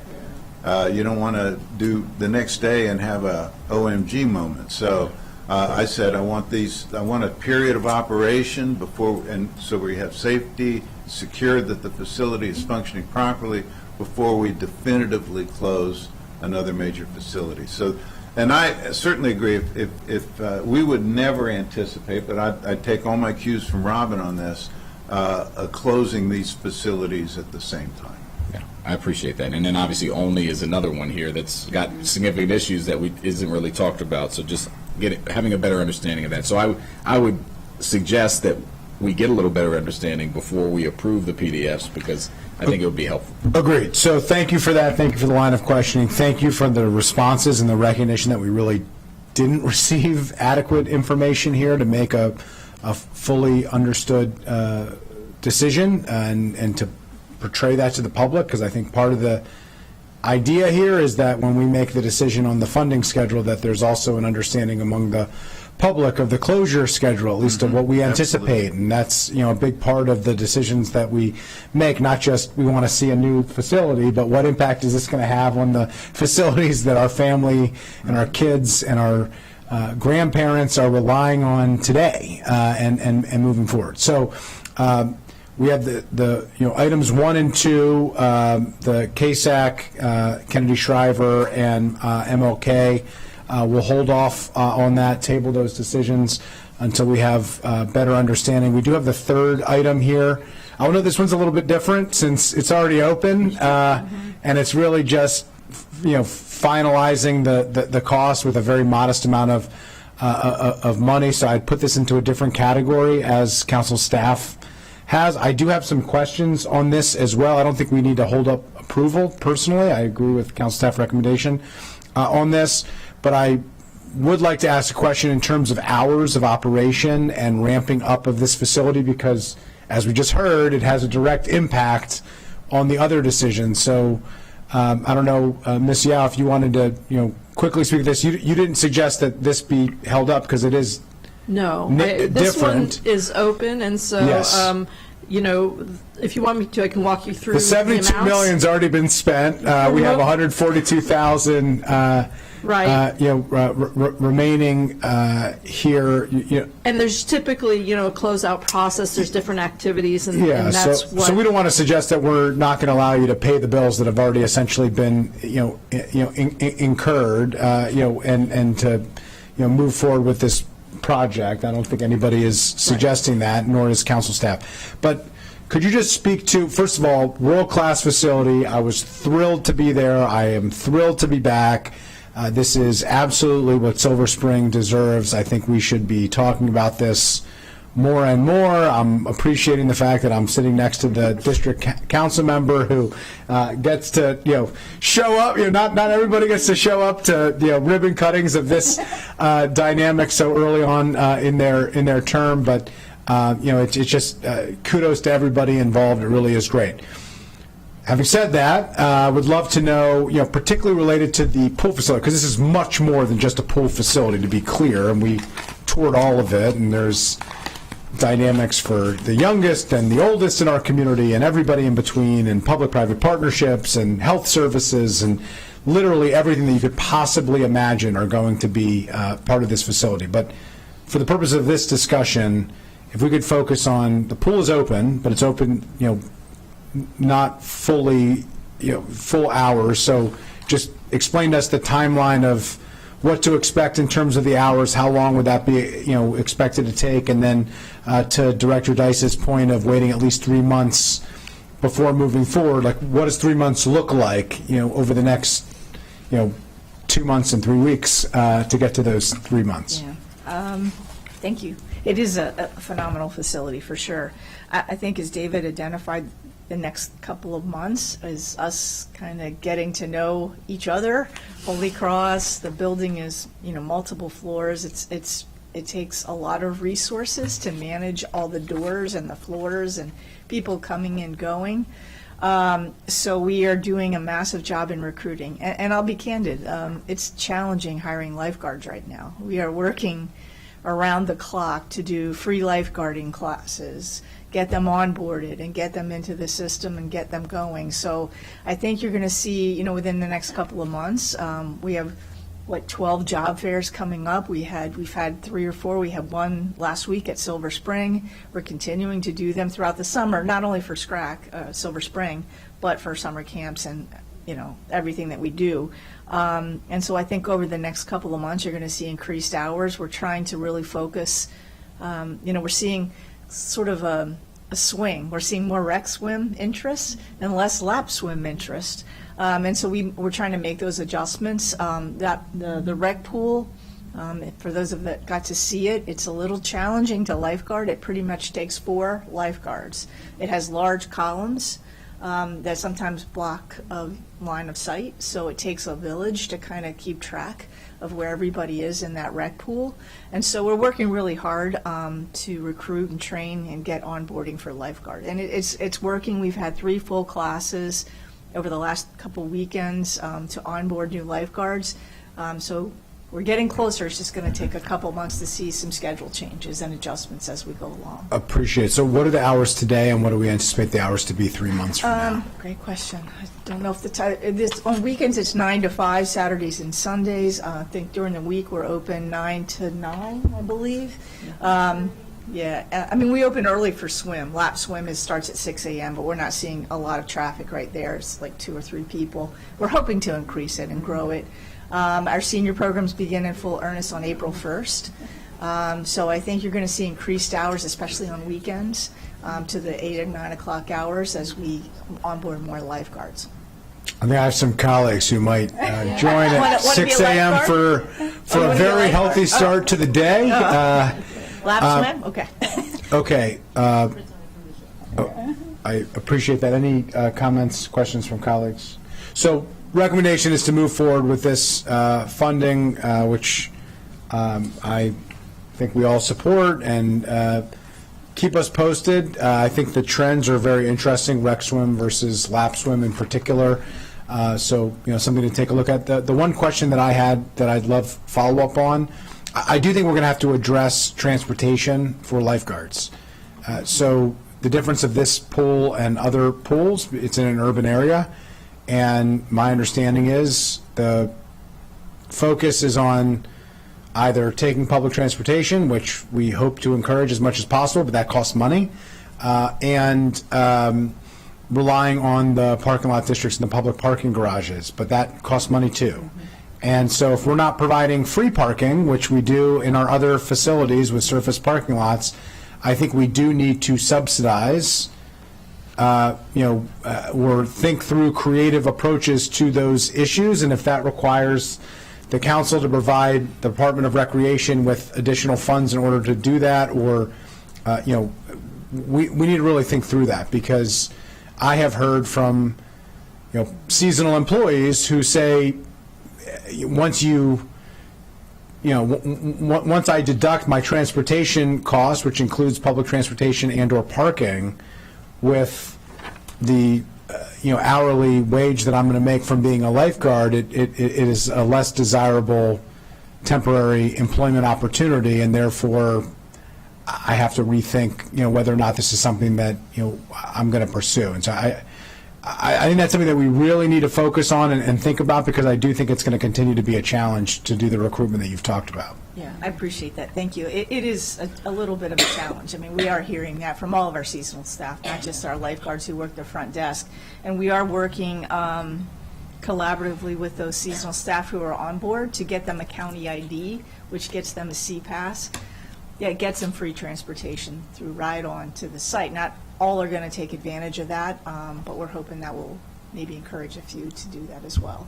Yeah, I think we could be creative too, thinking about shuttles, thinking about where, what parking is available, and then shuttling people based on their shifts. We're going to have to be creative, and lots of organizations, do this. I used to be a temporary employee working at a stadium, and there's not enough parking at stadiums for all of the service employees who work there, of which I was one. So we parked at a shopping mall, a few miles away, and there were shuttles that took us to the facility. I do think we're going to have to start getting creative on these issues, and I do think it's something to keep an eye on. And as you get a sense of staffing challenges, not just for the lifeguards, to your point, but for all of the employees, to keep us informed. And I think, the council stands ready to support you in what is needed. And I do think, while we normally wouldn't provide different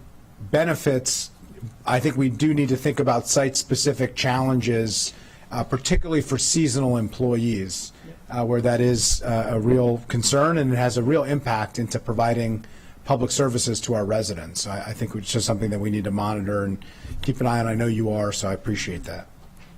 Councilmember Drawda. Idea popped up. You're probably thinking of this, but when Shriver shuts down, obviously those folks that are working there. They've already been told. All right, good. and MLK, obviously, when you figure out the schedule and all that.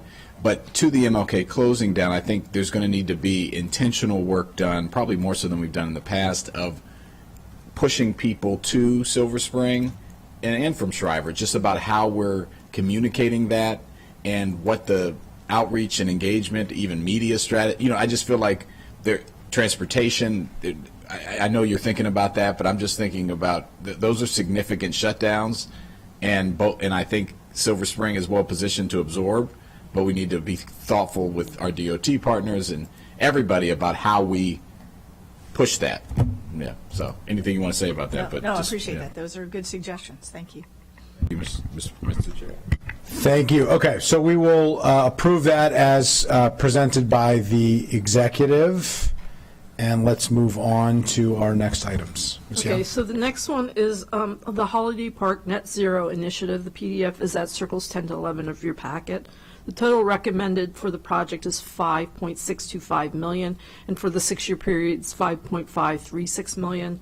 The recommended funding source is GO bonds, no requested fiscal year 25 appropriation, and estimated fiscal year 26 appropriation of $1.323 million. The cost change from the approved 23 to 28 project is $2.546 million. The project provides for the design and construction of an improved building facade, which includes window replacement and a new building exterior for Holiday Park. It's to improve the facility's life expectancy and to meet the county's 2035 net zero goal. While no other improvements to the senior center are contemplated in this project, there are still work that needs to be done through the ADA improvements project and the recreation refurbishment centers project. Holiday Park is another project where the committee should seek additional information about the various work on the facility that's being scheduled before recommending approval. Considering how many seniors rely on this facility and actually have communicated with the council about it. The PDF indicates that construction is scheduled in summer 2025 for a period of 18 months and will coordinate with ADA improvement and recreation facility refurbishment. However, the refurbishment project is tentatively scheduled for fiscal year 30, so there's some discrepancy between the timing of those projects. It's not known at this time the extent to which the various types of work on the building will impact programming that typically takes place there, and additional information about the extent to which the building or parts of the building will be closed for programming for the net zero, the ADA, and the recreation refurbishment would be helpful. Also, what the department is doing to ensure continuing services for seniors during closure, and if the various types of work require closure of the facility, can they be scheduled at around the same time to minimize the impact to seniors? In addition, again, similar to MLK, is there any information about the cost increase and why it is the extent to which it is, which is about 82.7% beyond what was based on the previous estimate? What, again, are particular conditions at Holiday Park that required, that are driving this increase? So, again, this is another one where council staff recommend seeking responses to these questions before approval. Thank you. Let me turn it over to the executive branch first, and then I'll turn it over to the district council member. Okay, thank you. These two projects were, in fact, initially going on their separate courses until I found that out and basically said, whoa. Because it's my policy that if we're going to disrupt operations and remove a facility from its use, we're going to do it once. We're going to go in, do what needs to be done, and get out, because the last thing you want to do is go in and do some net zero improvements only to have to come back 2 years later or so and do other refurbishments. So we are working with our recreation colleagues to coordinate those two. And Director Riley has made it very clear, somewhere in the term of a double whoa, like whoa, whoa, wait, we need to figure out what we're going to do with all these programs. Because some of the work will, in fact, require, we don't believe the entirety of the building will have to be closed at once, but certainly portions of it will be. And that will certainly disrupt programs that we need to allow our recreation colleagues to find another place to do. So right now, that schedule is in flux. We actually have a facility assessment going on right now. As I mentioned, when we do refurbishments, we want to know what the mechanical, electrical, plumbing systems are, what the bones of the building, so we know exactly what needs to be done or what to anticipate when work does begin. So that is underway now. And the plans and designs for the Net Zero Initiative, which Ms. Yao outlined, are waiting for that other portion of work to be done. So right now, we don't know definitively when work will begin, but it won't begin until our recreation colleagues have a plan to do, what to do with the programs that are impacted by that work. We also understand we've got $1.5 million, is it, funding from the governor's office that may have an impact on the schedule as well. I think OMB wants to Yes, speak so to that. there is $1.5 million in the governor's recommended capital program for this project. So it is something we would look to program in April, assuming that it is approved by the General Assembly. Okay, stole the thunder of the district council member, but I'll let her reiterate what has already been said. No, and the other thing, I appreciate you, and I know I have been talking to Director Riley on this. The programming is key, and I'm getting all these different phone calls from community members who are like really, excuse my language, freaking out, thinking that they're not going to have their programs there. So that's schedule about the programming needs to also include where people can go when they're not able. I mean, they can go to the Wheaton Rec Center for programming there, but are there going to be shuttles from the Holiday Park to the Wheaton Center? All that stuff, we need it pronto. Because people are, and I appreciate all your work and the General Assembly for their support, the District 18 delegation for all they do to support our county government. And I appreciate all the questions from county staff. You were on point on everything. And I guess what we're getting at in this session is we need more information and coordination so we can all be synchronized and get things done. That's all. Thank you. Okay, so we have a staff recommendation. Are we comfortable with the staff recommendation? It seems like we are, so let's move forward with the staff recommendation. Okay. The next group of projects to consider are level of effort projects for the fiscal year 25 to 30 period. The executive is recommending 6 level of effort projects, an increase to those. And these are projects that provide a structured process to replace or refurbish recreation facility and program components. Adding this additional spending and additional projects is a positive step toward improving the county's maintenance of important recreation assets. The fiscal year 25 to 30 CIP splits the former recreation facilities refurbishment project into 3 separate efforts around centers, indoor pools, and outdoor pools. Taken together, the total amount for fiscal year 25 to 30 for all 3 projects is $36.4 million. It's an increase of about $4.2 million, or 13% from the combined 23 to 28 project. Each project explains that a facility assessment will be conducted, as actually DGS already described, to evaluate the level of repair or replacement for each facility, and then create a POR with associated cost estimates. And they also explain in the PDF that that a number of these facilities have not been updated for a long time. Sorry.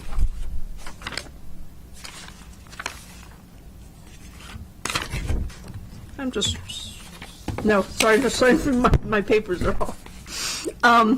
The projects will ensure that the county's capital investments are protected by maintaining the department's infrastructure, that all new and required construction codes are addressed and implemented, critical equipment and building systems are overhauled or replaced, and reorganization of internal spaces completed to ensure the space is fully utilized and based on the community's needs for programs and services. The expenditure schedules for the 3 projects are shown on the tables on page 9 of your packet. So for recreation facilities refurbishment indoor pools, there's a recommended $16.9 million for this total for the project, and same for the 6-year period. The fiscal year 25 appropriation request is $1.201 million, and the estimated fiscal year 26 appropriation is $315,000. For centers, it's a total of $11.7 million for the 6-year period. The source of funding is $11.65 in GO bonds and $50,000 in current revenue. Fiscal year 25 appropriation request of $765,000, an estimated fiscal year 26 appropriation of $2.665 million. And finally, for the outdoor pools refurbishment, the total is $7.803 million. Recommended source is GO bonds. Fiscal year 25 appropriation request is $112,000. Estimated fiscal year 26 appropriation request is $1.282 million. The only one of these projects that shows the tentative refurbishment schedule is the Centers project, and so there's a list of when they're anticipating those centers to be refurbished. Council staff recommends approval of the 3 refurbishment projects. Because it's important for council to understand when these specific projects are going to be recommended and manage constituent inquiries and provide input, council staff recommends adding the language that's shown on the top of page 10 to each PDF. And it basically requires notice identifying the specific projects be provided at least 60 days before funding is obligated or spent. Councilmember Funding Gonzalez. Director Raleigh, is it accurate for me to think that that playground in Wheaton, the Dellwood playground, I mean, because we're having that MOU between Recs and Parks, is that going to be part of this, or is that going to Parks? It is going to Parks. Okay, so I don't need to worry about Yeah, it. they've already had a public meeting and getting started. All right, that makes me happy. All right, cool, that's it. Any comments from either Department of General Services or Recreation on this? Sure. As I mentioned earlier, this is going to be structured and operated just like the highly successful and nationally recognized library refurbishment project. We work with and operate exclusively under the guidance of our client. So Recreation will let us know the order, the hierarchy of need relative to their facilities, and we will take them in the order that they have requested. And with the library's refurbishment, when we first kicked that off, we had a website for that with a posting of the schedule, what library was going to be done when. There's no reason to not do that with this same. So the public can go, the council members can go, everyone can go. And what we found is after doing that for a few years, people would come up and say, hey, I see you're doing my library next year. And so the public was very interested in that. I'm sure they will be here. So a schedule is posted of these, what rec center, what pool is going to be done when. And as to the cost, we, as I said earlier, we come in and do an analysis of the facility and then develop an estimate. We learned a hard lesson with the library's refurbishment, just assuming it was going to be carpet, paint, and furniture, and $1.5 million each, and then we had some of them come in at almost $3 million because we went to move an adjustment, a toilet in a restroom, and the entire cast iron vent stack fell apart. We didn't know that, so those things add to time and cost. So we want to know those things before we go into those facilities. Hence the effort to do the analysis 1 year, based on that, come up with an estimate of cost. So that's the way you'll see this work. The schedule will be that we do the facility the analysis this year, work with REC to schedule the work the following year. I would expect that each facility will be closed and similar to the libraries, which is usually for a period of about a year, maybe less, depending on the extent of work. And so it's important that everybody knows about that. So we'll be open and about the schedule and the cost.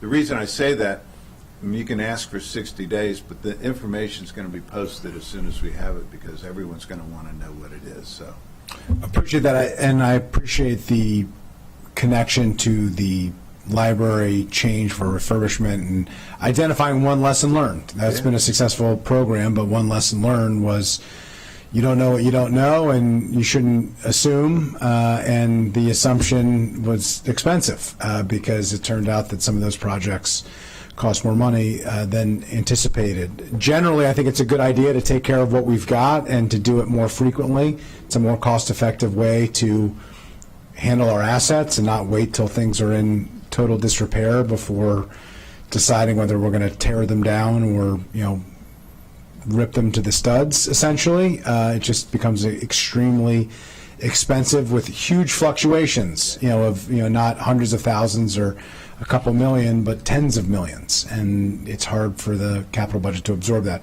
The other issue that has come up during the library refurbishment, I would just note, is that there isn't really a clear threshold of at what point it's still in the refurbishment program and at what point it's a new project. And I don't want to relitigate some of the prior issues. I don't know if Councilmember Jawando does as well. But I do think at a certain point we need to set realistic expectations. At what point is it a refurbishment and at what point is it really not a refurbishment and this is a different type of project with different set of expectations in terms of time and cost and timeline of when the community can realistically expect something to be taken out of service and returned back to the community in service to provide the important role that the facility is providing. So I would just suggest that be part of this conversation as you're rolling out this new process where there be a clear threshold question of this is when it is in this program. If it exceeds this, it is actually in a different program. Because I can't imagine we're not going to ever rebuild or have to tear down based on the age of facilities. The goal is to reduce that to the extent possible so that we can stretch our dollars further to more communities across the county, but at a certain point, the math isn't going to make sense. Right. And so at what point do we make that determination? How do we shift it to a different program? And the choice that is going to be made at that point is how long it's going to take, because that queue, because of the sheer cost, is probably going to be facing, much longer potential delays. There's an express line at the grocery store, and then there's the full service line at the grocery store, and if you have more items that have to get fixed, you have to go to the regular line, and that takes a lot longer. And so I think setting those realistic expectations up front will help to mitigate some of the understandable community concerns where unrealistic expectations were set in terms of timing and in terms of scope, and I think they're avoidable if we set up a process on the front end to set those realistic expectations. You're absolutely right, which again underscores the importance of that first assessment. The analysis, yeah. And we've done that. We've done that with some libraries. Yeah. And the key is with the analysis to have then a point at which you either go into one queue or into another queue, and then having that be clear to the council, having that, more importantly, be clear to the public, so that everybody understands you're not a $1 to $3 million project, you're a $10 to $50 million project, and that's a completely different project, and that means you're in a completely different queue, which means this could be not months or years, but longer, unfortunately, realistically. So with that, let me turn it over to Councilmember Jawando. I think I had a comment on this. Yes, and as the former lead for libraries and who's at a lot of those ribbon cuttings, I call them, we had to hold people back from rushing back into their libraries. I'm excited that we're taking the model and with all of the improvements and using it in the recreation context. I do think that whoever is first, and I think announcing it, having the website, making a big deal of the first one, similar things that we did last, so people can get used to it, because it's going to be like I said, probably I'll be gone before this is over. Yeah, all of us will be gone probably before this is over. So I think that's going to be really important, and the analysis is important on the front end. To that end, what is the timeline of when you want to kick this off? Director Riley. I mean, I think we in some ways, we sort of already kicked it off with discussion around Holiday Park. Okay. But clearly, we've had some discussion already with some of David's team, sort of thinking about what that looks like. So, I mean, in some sense, we're already kicking it off. We're sort of outlining. We know that Margaret Schweinhaus Senior Center, when it comes up, it might be the model that Councilmember Friedson says, because it's a very old building. Right. And so I think we've already started to talk and build out that framework. Awesome. And keep us posted. I mean, one of the things that our schools are moving towards, which I think is good. They've created, you have a tear down kind of total rebuild, then you have a major renovation, and then you have kind of a refurbishment, right? And so not that you have the same exact categories, but I think to the extent that we can, to Councilmember Friesen's point of just be upfront, because especially with rec facilities, because they're not all created. Some are big, small, medium. They're very different than libraries in that sense. And so I think being just clear on the upfront that some are going to take more time and categorize them. So I'm excited to work with you on all of those. So thank you, and I recommend we approve the funding with the caveat, which is really important. Okay, sounds like there's agreement there. Appreciate it. Let's continue with the packet. Okay, so the next set of projects are recreation facility asset and playground replacement projects. These are two new projects that provide for replacement and or modernization of key recreation components. The first one, recreation facilities asset replacement, recommends $1.528 billion for the 6-year period. The funding source is GO bonds, and there's no recommended or estimated fiscal year 26 appropriation. The project provides for the replacement of key facility program components based on either age or condition. Improvements may include gym bleachers, operable partition walls, curtains, kitchen equipment, building marquees, etc. The PDF explains that many of these components have not been updated for a long time, are in poor condition, and do not comply with national guidelines, standards, and regulations. The PDF notes that in order to maintain a safe, usable environment for patrons, it is key that equipment be in good repair. The second one is facilities playground replacement. For that, the total 6-year amount is $500,000.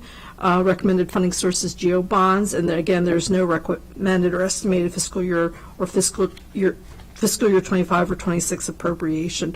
Both of those start with expenditures in the last 2 years of the 6-year period. The project provides for the replacement and modernization of playgrounds at recreation centers that comply with national standards.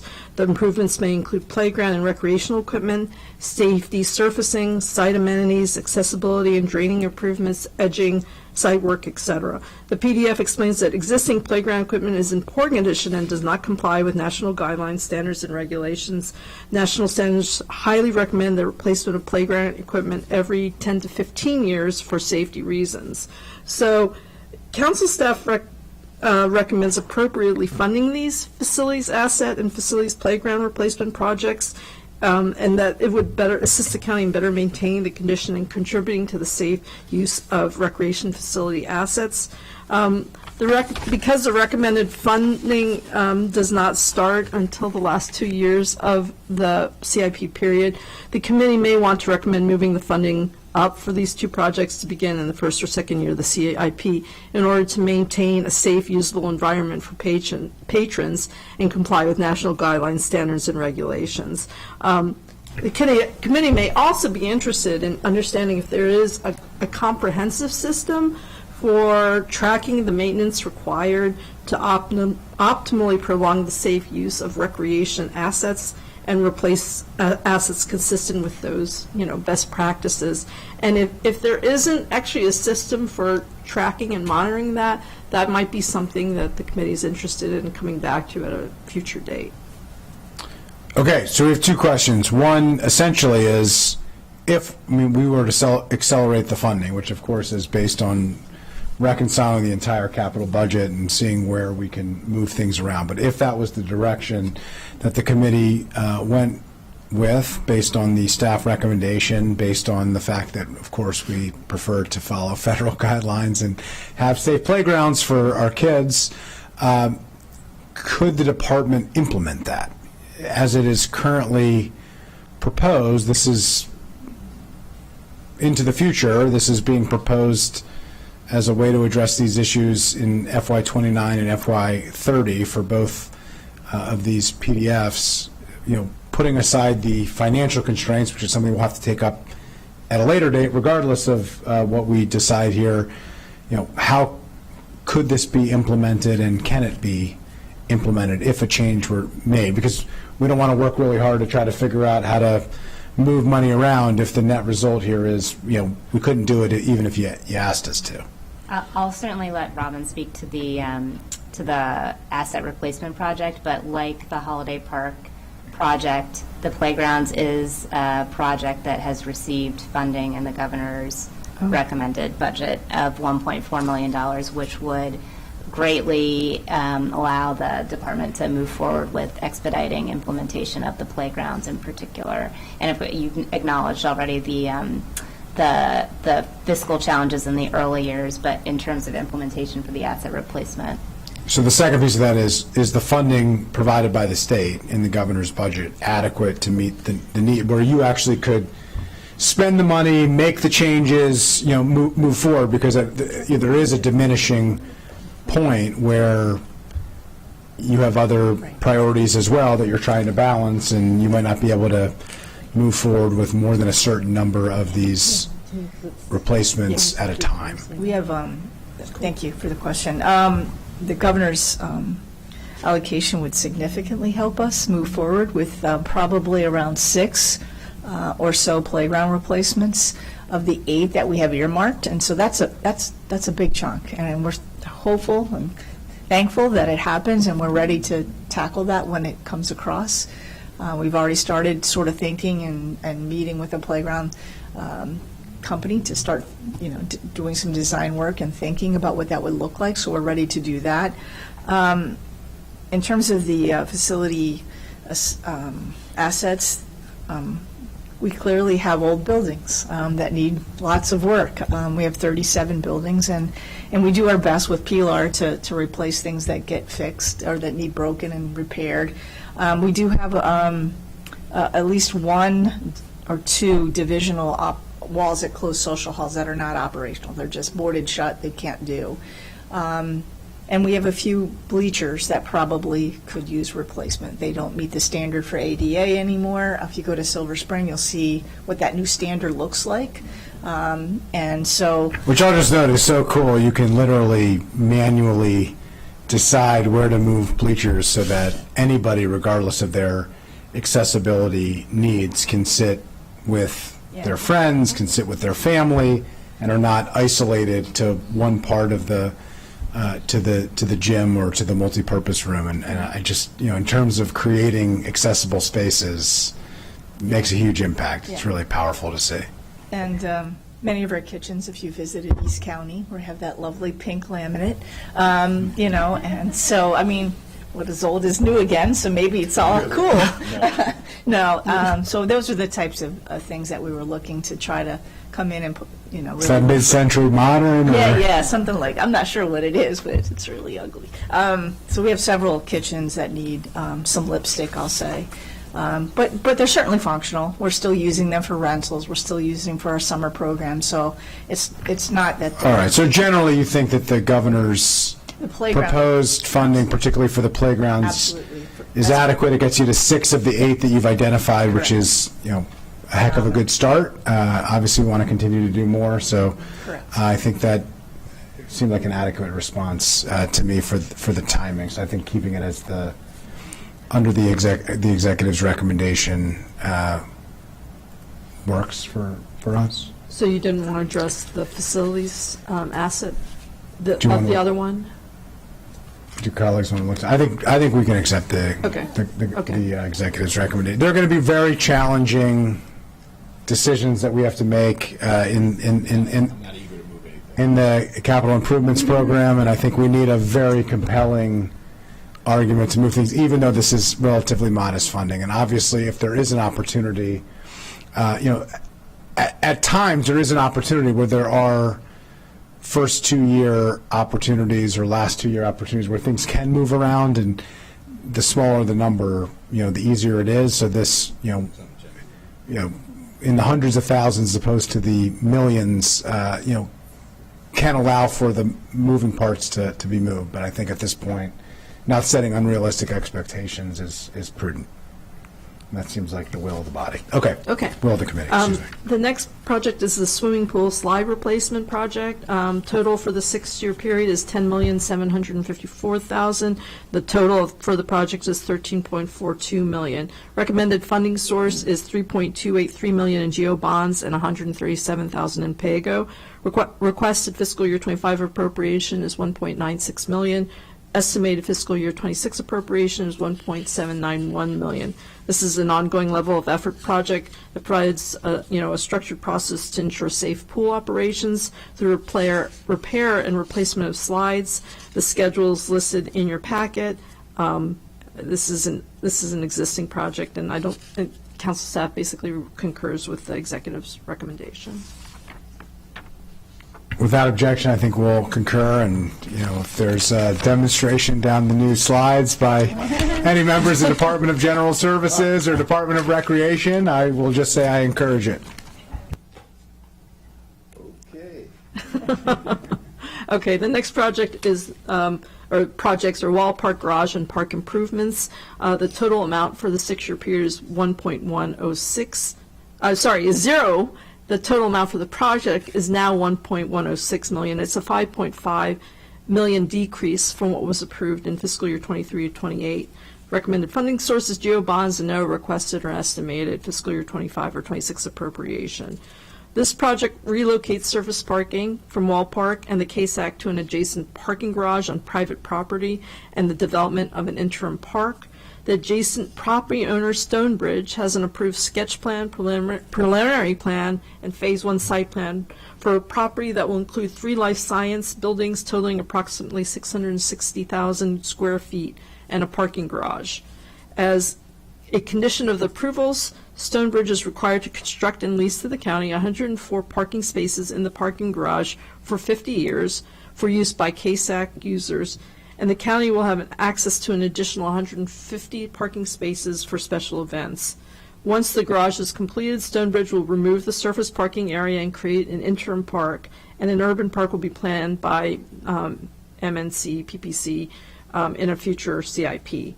The developer plans to start construction in late fiscal year 24, early fiscal year 25. The original developer, Gables, was replaced with Stonebridge and Evolution Labs.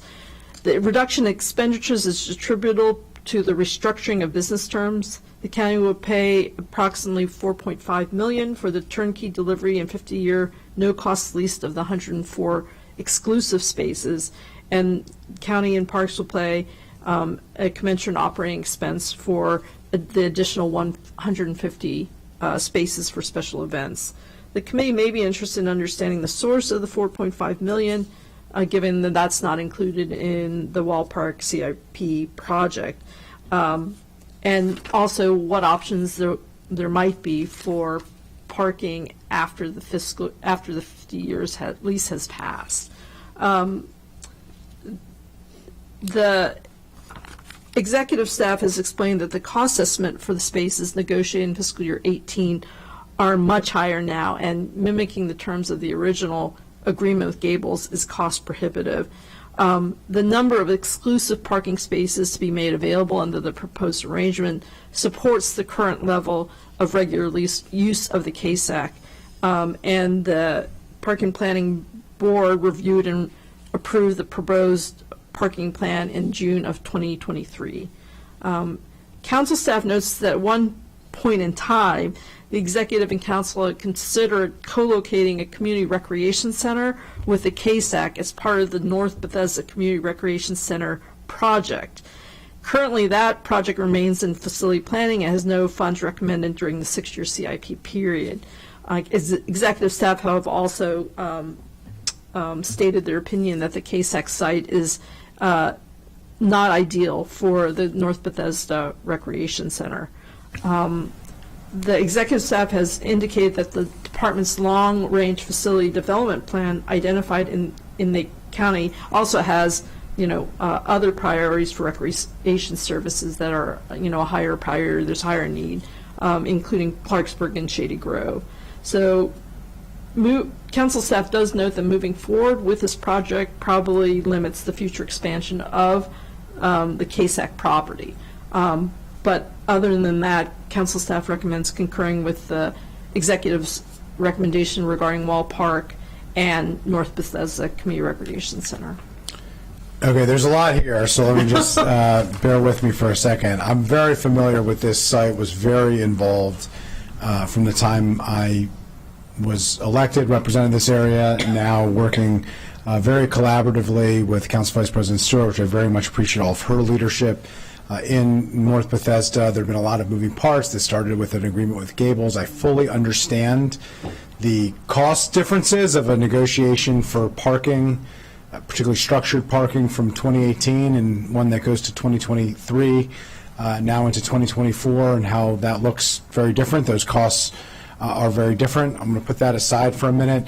The news here is the departure from the co-location of the recreation facility. I mean, as far as I can tell, that has not been publicly discussed. It certainly has not been shared with me or my office. I don't believe it's been shared with the current district council member. I don't believe it's been shared with any of the implementation committees or community-based organizations that have been intimately involved in these efforts. So I'd like to get a sense of what that means, because basically, our packet is suggesting that the executive branch not only has eliminated this property from the potential for co-location, but essentially has completely deprioritized the North Bethesda Recreation Center for the foreseeable future. I mean, unless I'm misreading this, and I do want to talk about the expectations that have been set about this property itself as being seriously considered and looked at, but also the North Bethesda Recreation Center. There's a CIP page for it. There's language that has been part of it. The discussion of the disposition of property from Gables to Stonebridge, many of the decisions, the public conversations that have been had. This has been part of those conversations, that this was still in the mix and part of the conversation. So this is a significant change, and it is presented as this understood fait accompli dynamic, and that is quite different from my impression of where things had stood up to reading this, and I have not heard anything otherwise. So I just wanted to hear from the department what has changed, what decisions have been made, how this has been communicated to whom, and where we are at this point. Okay. I still think there's a need for North Bethesda. I think we still feel that there's a need. The dynamic changes at this location create a SCRAC, right? A Silver Spring phenomena with parking. And that's a concern that we had dramatically. We still think there is a need for something in North Bethesda, but Clarksburg has been on our roadmap for a long time, and we feel like that is where our priorities should go to in terms of planning and trying to get a site selection and move forward with Clarksburg. North Bethesda, Lawton is an example of a rec center that is seen its time. It's does not have enough capacity for us to really grow programs and services there for lots of the same reasons. Parking, the size of the building itself, the community partners that are there are restrict us to be able to expand the programming that we need for North Bethesda. I think if another partner comes along, much like Silver Spring for North Bethesda, I think that would be ideal. I think the challenges at the KSAC with that parcel, with the plans there, with the renovation already happening, the ability to add a rec center on that same parcel, I think becomes very challenging. So that was where our decisions came in terms of talking about. I mean, I don't think anything's gone public. We haven't done any public meetings. It was just as a question that came up in Vivian's packet that was sort of our priorities were to take care of Clarksburg first, because it's been in the planning for a long time as well. So I apologize. I don't think we feel like North Bethesda is off the table, because it clearly isn't. I just don't know that that's the best location for it. Let me turn it over to the district council member if she has any follow-up questions or comments here.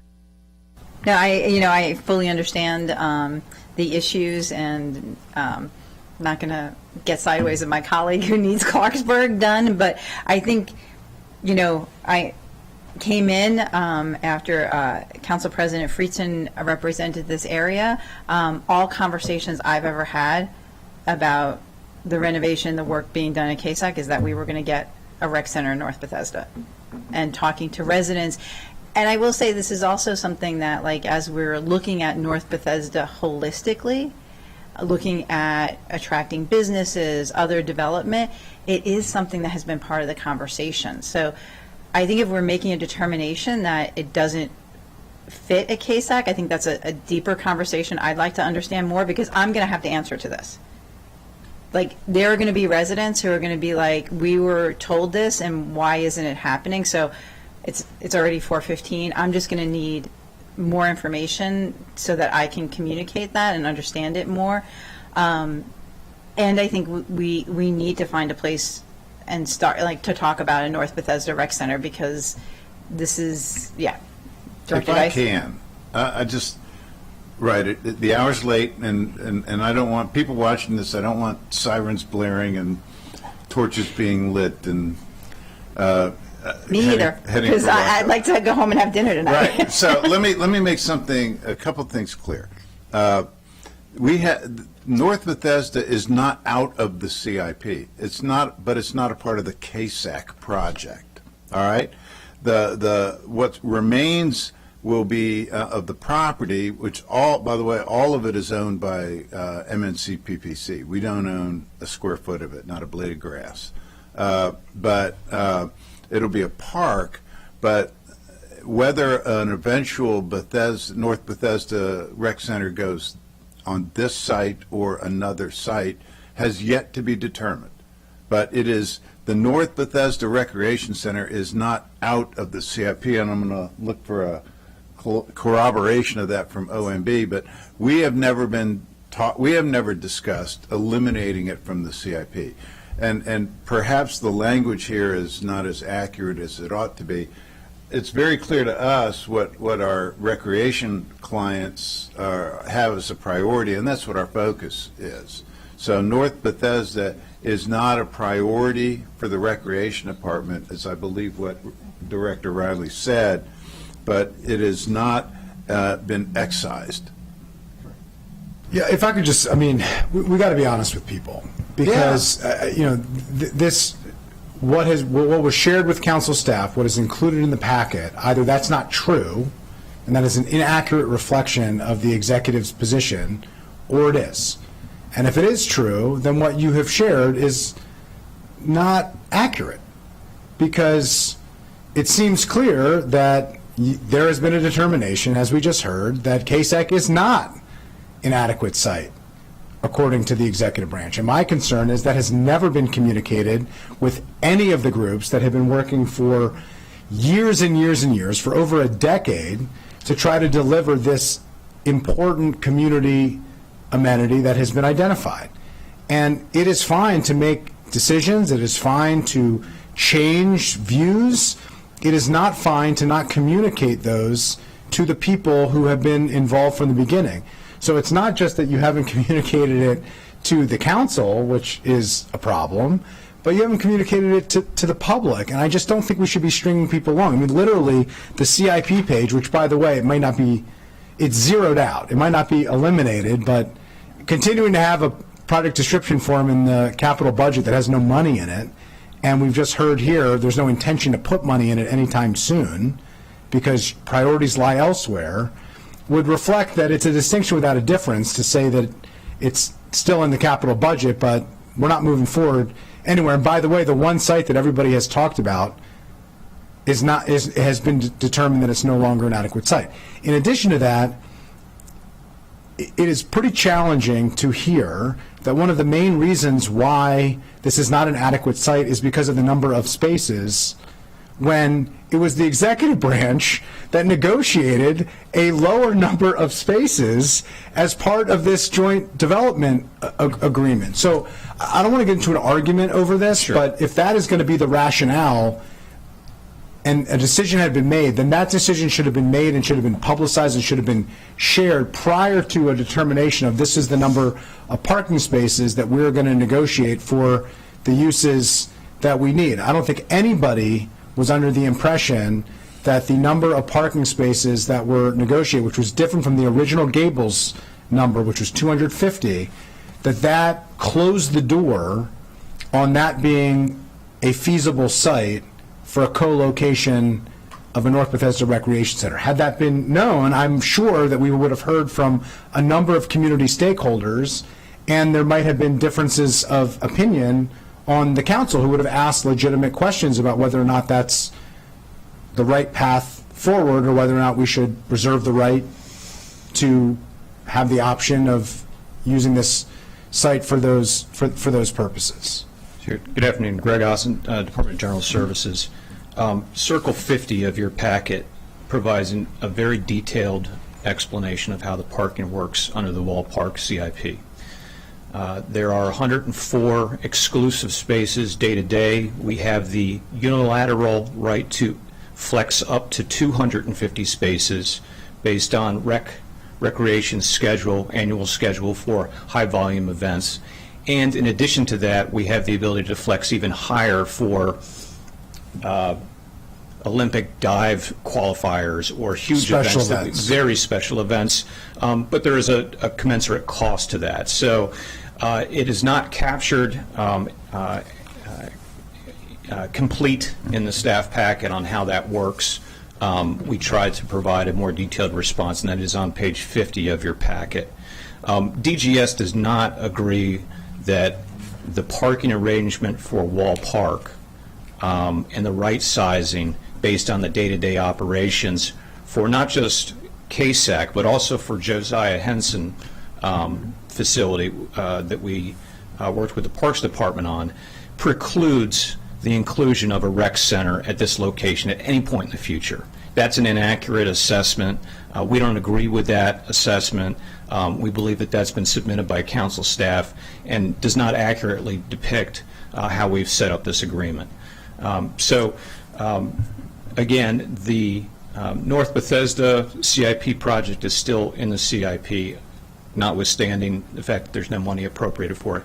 The Bethesda Regional Rec Center project is also in the CIP. It's in facility planning, not specific to this location, but the Bethesda Regional Center is also in the CIP as a facility planning project, so that we can further study locations for that facility. So, again, the Wall Park CIP and the parking arrangements that's described on Circle 50 of the packet does not preclude the inclusion of another facility at this location. Notwithstanding Mr. Dice's comment about the fact that the county doesn't own the property, Maryland National Capital Park and Planning has a plan for the property. A big chunk of this money, $1.5 million in change, is going to go towards park improvements, improving the town green. That's consistent, that comports with the White Flint Sector Master Plan. So they have plans for the property, but the parking arrangement under this CIP, what's been proposed and what's been agreed to between the county and Parks and Evolution, does not preclude a North Bethesda Rec Center at this location. All right, let me ask two follow-up questions, and then the time is late. The first follow-up question is, the suggestion is that essentially that council staff made this up. So I mean, that's what you've just suggested. So I want to confirm, because it's quoted, the KSAC site is not the ideal location for the North Bethesda Recreation Center. Is that the position of the Recreation Department, or is it not the position of the Recreation Department? It was. It is okay. So I would suggest that the executive branch, as an entity, get on the same page, because it seems like the Department of General Services and the Department of Recreation are not on the same page here, based on what we have heard today, and that there hasn't been communication to the public. My second question, the CIP page for the North Bethesda Rec Center project,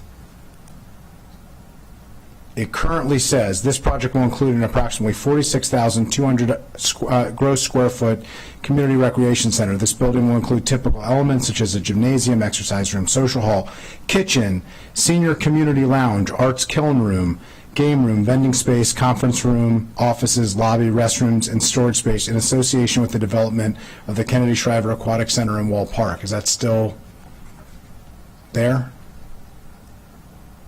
It's still in that PDF, yes. Okay, so we need the capital improvements program that is submitted to the council to reflect the executive's position.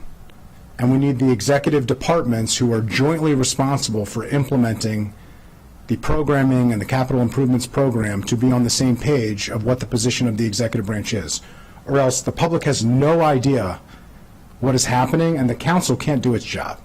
So we have to do better than this, because we're setting unrealistic expectations to the community and we're saying different things depending on whom we ask, and that's just not an acceptable situation for us to be in. Earlier today, we heard one of the reasons this isn't suitable and feasible is because of the parking. Then we heard, no, the parking is fine and it's adequate because we've negotiated the ability to flex up and flex down with payment based on that. I am not here suggesting what the decision should be, but it has to be communicated a lot better, and that means within the executive branch, that means from the executive branch to the council, and most importantly, that means from county government to the public at large and all the stakeholders. And at this point, there's a lot of mixed messages, and that needs to improve. So I'll just leave it at that.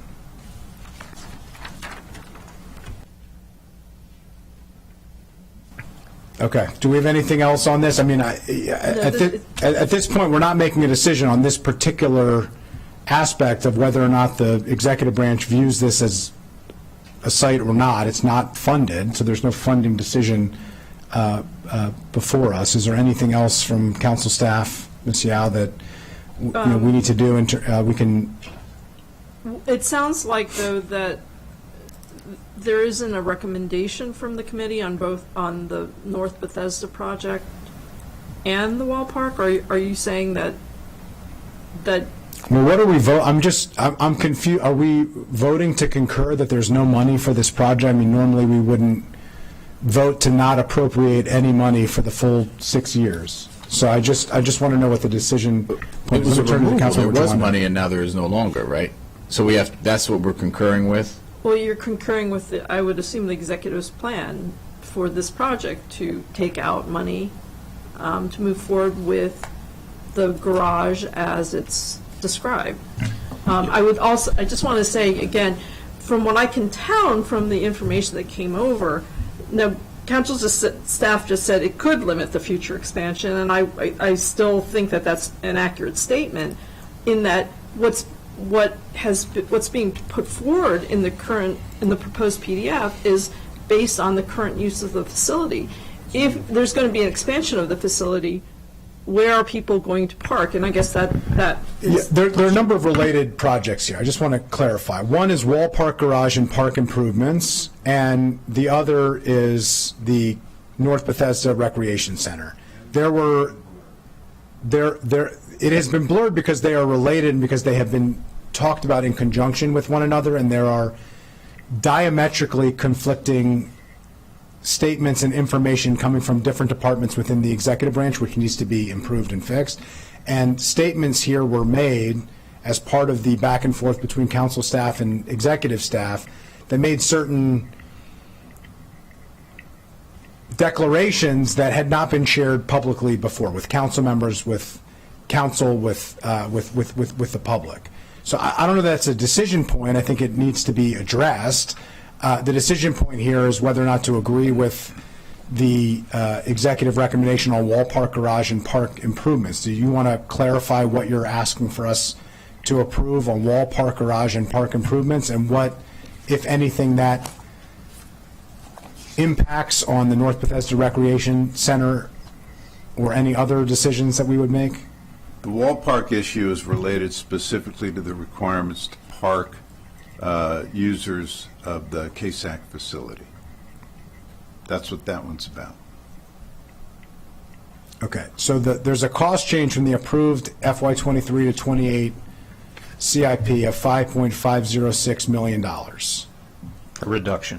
A reduction. Yes. That reduction has what impact? To the delivery of the parking and the park improvements at Wall Park, nothing. It delivers the exact same in a different fashion. The parking is described in your packet, and the park improvements are still delivered exactly what the Parks Department has. And that has no impact on the North Bethesda Recreation reduction Center. in To the- be very clear, because this is not clear. Yeah. So, Again, the Wall Park PDF is for the parking at KSAC and Josiah Henson overflow, and the delivery of park improvements to do the town green, or the civic green. That is all that project entails. It doesn't state one way or the other anything about the North Bethesda Recreation Center. So notwithstanding... The reduction in the cost of the PDF is specifically related to business terms negotiated with Stonebridge, who was required to buy and purchase and acquire 2 pieces of county land in order to do their project. So instead of receiving revenue for those parcels and then turning around and giving it back to them to deliver the parking garage, the turnkey garage spaces, we just swapped and offset that. Right.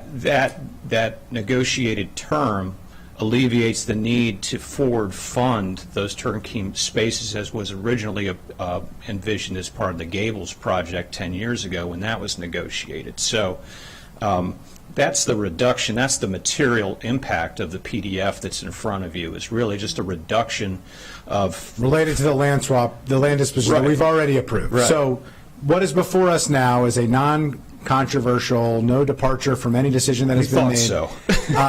But what has been shared as part of this is newsworthy and is, I think, something that needs to be addressed in a very serious way. And you heard from the district council member as well that, you know, she's the one who's going to have to answer to this as the district council member, and all of us as a council body are going to have to answer to this. And as someone who has been very intimately and directly involved, I'm going to have to answer to this as well as I should. And we don't even have the right answers to be able to respond. Even if we disagreed with those answers, at least we could portray what the executive branch position is. So without objection, I think we can take up the Wall Park Garage and park improvements with an expectation that you're going to respond to us with answers to the questions specifically related to the North Bethesda Recreation Center and this facility and what impact that has, including the language that is elsewhere in the CIP, which may no longer be relevant based on the current position of the executive branch, or at least of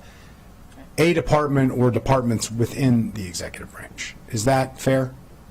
Okay. All right. I think that is all we have.